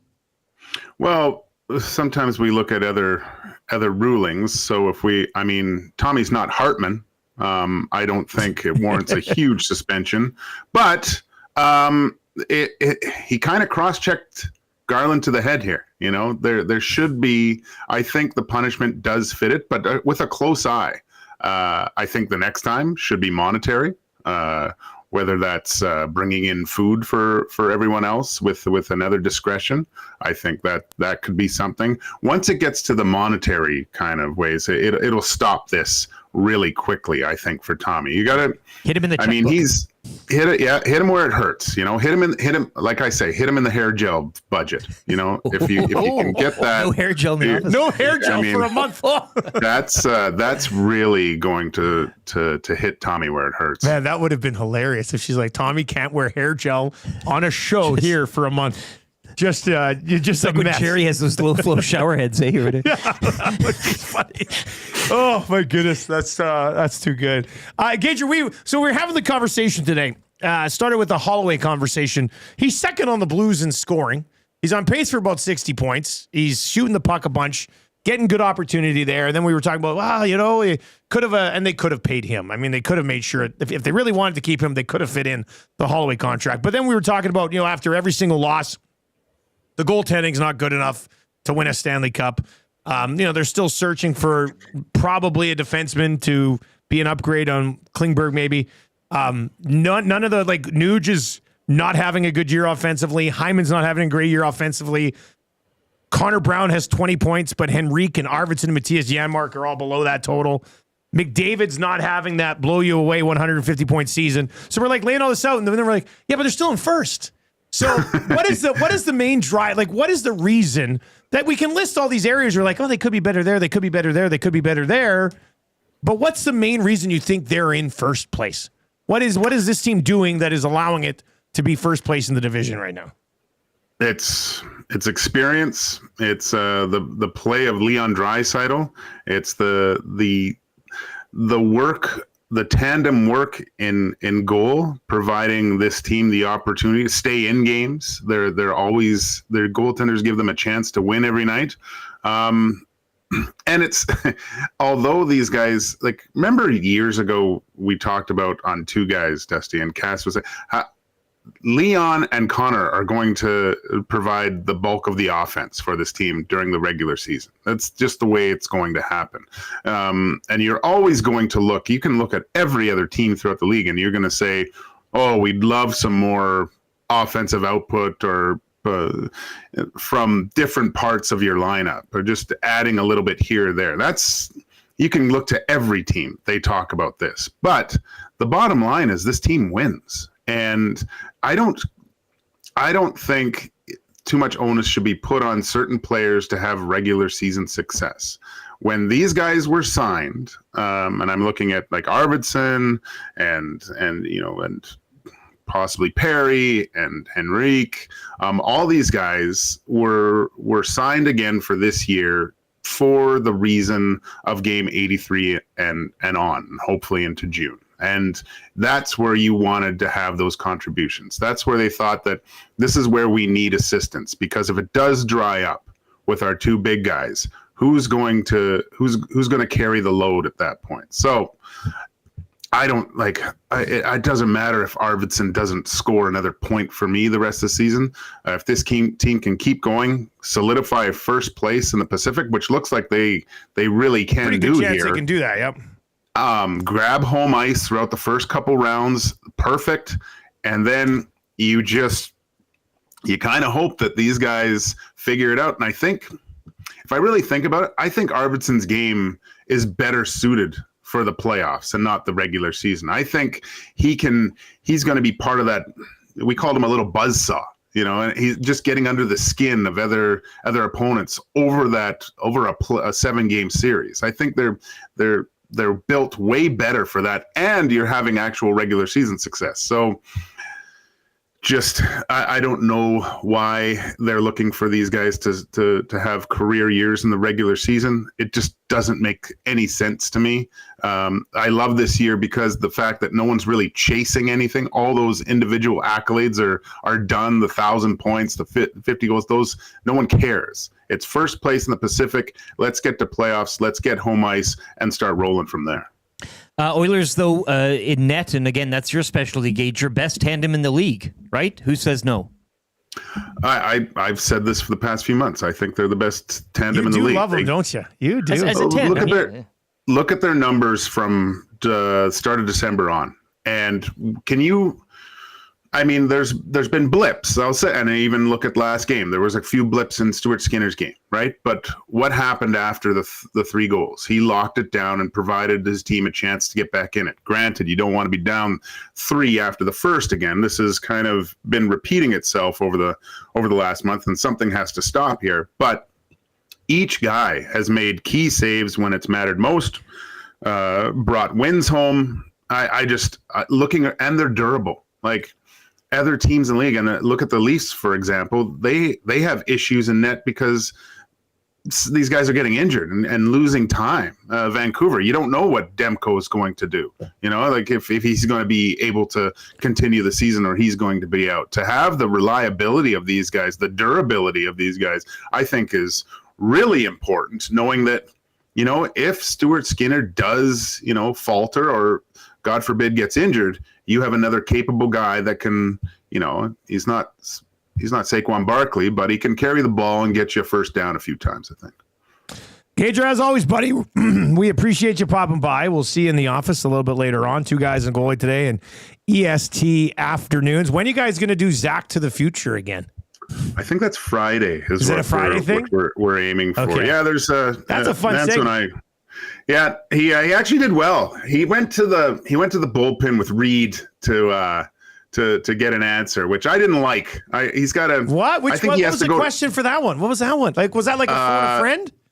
Yeah. So he ran into the bullpen, and of course Reed is just, you know, he's the Encyclopedia Britannica of all information. I believe it was highest grossing movie in the 90s. And it was Titanic? Goodfellas. The options. It was Titanic. Okay. But he had to. Wait, did you guys actually give him options and he still went and asked Reed? Well, he's the guy's. How old is he? 16? I mean, if it's a multiple choice question, just answer the question. Like, half the questions he wasn't even born yet, right? So that's why it's Zach to the Future. So. Yeah, no, that's Fire up the flex capacitor. It should be sponsored by Gray's Sports Almanac. I think that's Zach to the Future is brought to you by Gray's Sports Almanac until we get an actual sponsor on it. I think that's a fun idea. All right, Gage, we'll see you around a little bit later, buddy. Okay, buddy. There you go. That's Joaquin Gage. Beat Trev again. Crazy how fast that guy disconnects. All right, Gage will be by 2 guys and goalie, myself, Cass, and Gager today at noon, and then 1 o'clock today, we'll have EST afternoons with Hernan and Gager. And then 3 to 6, the Reed Wilkins Show. If you know, you know. We don't even have to tell you. I mean, if you've listened to the Reed Wilkins Show, you'll realize that it's a must listen to every single afternoon. If you haven't yet, I'm telling you, you will. Once you listen once, you will not miss another show. So a bit of a crossover with Tommy today with the GCL Diesel pregame show. Yeah, that's right. That'll get going at 5 o'clock today. So we'll see. Glue Guy's been quiet on the ruling. He liked. Oh, did he like? It's a smart move too. Give it a thumbs up there. But Glue Guy, give your thumbs up on the YouTube. That's where we need it this morning. Not a big deal. I can try an olive some other day on the show. So where are we at? 4:18, 82 away. 12 minutes. It sucks because you set the pace. You set the pace. So but I'm the one who has to do it. As Fergie's Prostate said, 400 likes should have been the marker. And you know what? We would have gotten there. You'd be eating an olive. If 400 likes was the marker, I'd be eating an olive right now. Yes. But I set it at 500, so I don't know if I'm going to have to do it today. Right? We can't just. This isn't a participation ribbon show, right? Oh, we got to 420. That's good enough. I'll eat an olive. No. The goal was set at 500. By you. I know there's thousands listening online, so you can get 500. You can get 500. Hammer the thumbs up. Let's get into your orange and blue breakfast for GCL Diesel. Providers of the best diesel. And you know, Cam at GCL Diesel probably loves olives. Yeah. And make sure you give this an extra long pause so we have enough time to, hit the like on YouTube. Providers of the best diesel engine components around, from turbochargers to injectors, fuel pumps to sensors. They're all the critical engine component experts. Proud to serve Edmonton and Northern Alberta area for over 50 years. GCL Diesel. All right, let's get into your projected lineups for tonight. Connor McDavid, Corey Perry, Leon Draisaitl, the Nuge with Hyman and Arvidsson. Two righties flanking the Nuge. Henrique, Kapanen, and Skinner. Matthias Janmark, Connor Brown, and Vasily Podkolzin. Ekholm, of course, under the weather. He would be with Bouchard. Darnell Nurse, likely with Klingberg. Kulak and Emberson together again. As for the St. Louis Blues, let's see where those former Oilers are slotting into the mix right now at St. Louis. Man, this website drives me nuts. They how many pop-ups do you need on a single website? Oh, you love a good pop-up, don't you? My goodness. And you always hit them too. Oh, yeah. Look, tell me more. I don't need to know about direct energy. Robert Thomas between Jordan Kyrou and Buchnevich, Braden Shen with Matthew Joseph and Dylan Holloway, Sundqvist, Bolduc, and Jake Neighbors, Faxa, Texier, and Torpchenko. You know what? Their blue line is too old for this forward group. Like, their blue line's going to age out, and they're going to have some of these forwards kind of in their prime, and they're going to sit there and go, damn it, now we need to get D-men, which I guess is why they brought in Broberg in the first place. Broberg with Justin Falk, Fowler and Parayko, Suter and Tyler Tucker for the St. Louis Blues. As for a list of guys who aren't tough enough to play hockey tonight, let's get to your podium physiotherapy injury report. Knee pain from that nagging ACL injury, hip or shoulder pain, slowing you down, back pain after a long day's work, they've got you covered. Whether it's a sports injury, post-op recovery, or just the wear and tear of being a human, the expert team is here to get you back on track. Podium Physiotherapy. Unlock the athlete in you. Who can't go tonight? For the St. Louis Blues, Nick Leddy and Torrey Krug both on the IR. And for the Edmonton Oilers, Evander Kane out. Alec Regula is still listed as on the IR. And Matthias Ekholm, I guess, healthy again. But we will. I think he's a clear bill. Everybody should be good. Seems like that bug has passed through. So, yeah, same as usual for the Oilers, and Krug and Leddy for the host St. Louis Blues. That is your Podium Physiotherapy injury report as we roll on with the Orange and Blue Breakfast. Lieutenant Eric, your key to a victory tonight. Well, taking advantage of that defensive group. I think you mentioned the age, and you can say that about, in the coming season or years that they may teeter out. But I think this forward group, if you, blast them with some speed early on and continue to get on them, maybe the age shows tonight. Also, corralling one Dylan Holloway will be of utmost importance. Cam has texted me from GCL Diesel. He says, I love olives. I knew it. Well, he's a sane man. He says, I love olives, especially those martini olives with the blue cheese stuffed inside of them. Like, I hate the huge ones aren't that appetizing. Yeah. Like, if I have to take more than one bite, no. But pop them in your mouth, man. Cam says, great show. I say, great diesel business. Yeah. Great diesel. All the components and stuff. Business. Understood.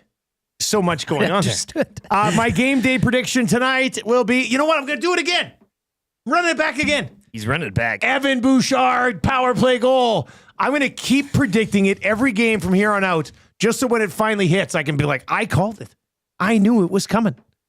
Evan Bouchard, power play goal. It has to happen at some point. He's got to figure it out. It just has to.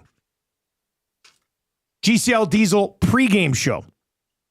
Coming up at 5 o'clock today, and of course, GCL Diesel, Oil Understood on the Reed Wilkins Show as well. Got a little brine on them. Let's get into the snow report for Marmot Basin.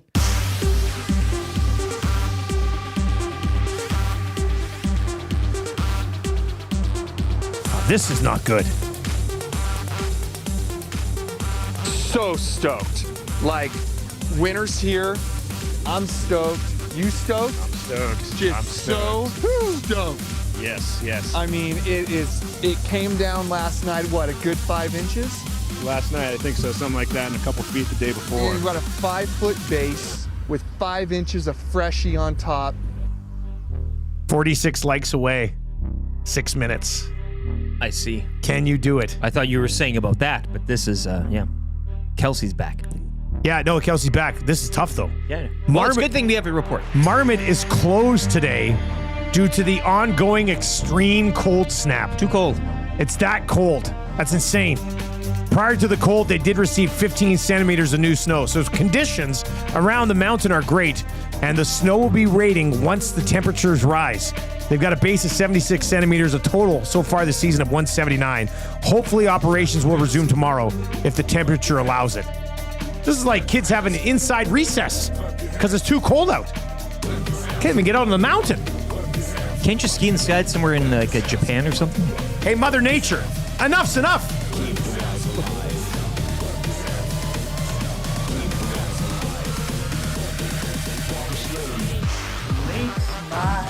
Day.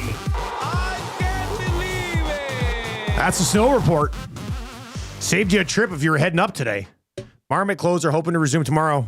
Wow, that's something else. 37 likes away. Keep them coming, I guess. Tommy Stevens has agreed to a deal with the Riders. Weird. Man. A short yardage guy.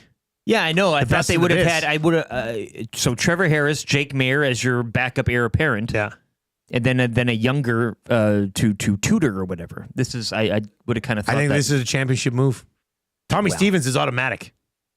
I mean, he just is. It means the end of Shea Patterson. Yeah, and Kenny Lawler signed with the Ticats too. Lawler with Ticats. Dave Naylor banging these out. So Gino and off the Kenny books. Out Kenny east. gone. Boom, boom. Out east.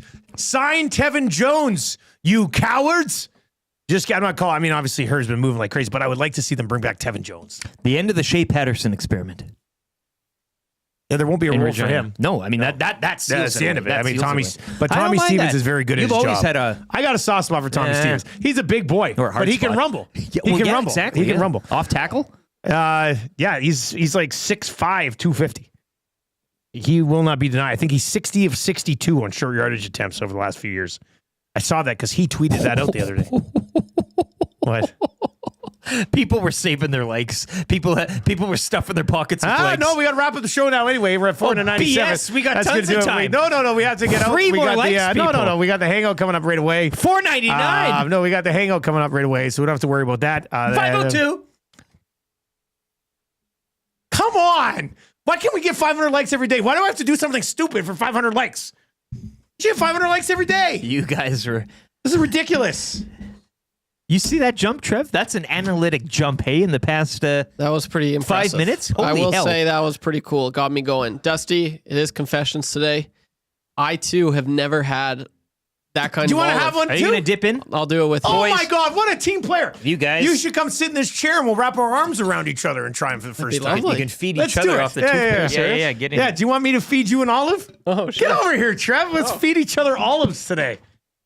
Now I'm excited because it's a team thing.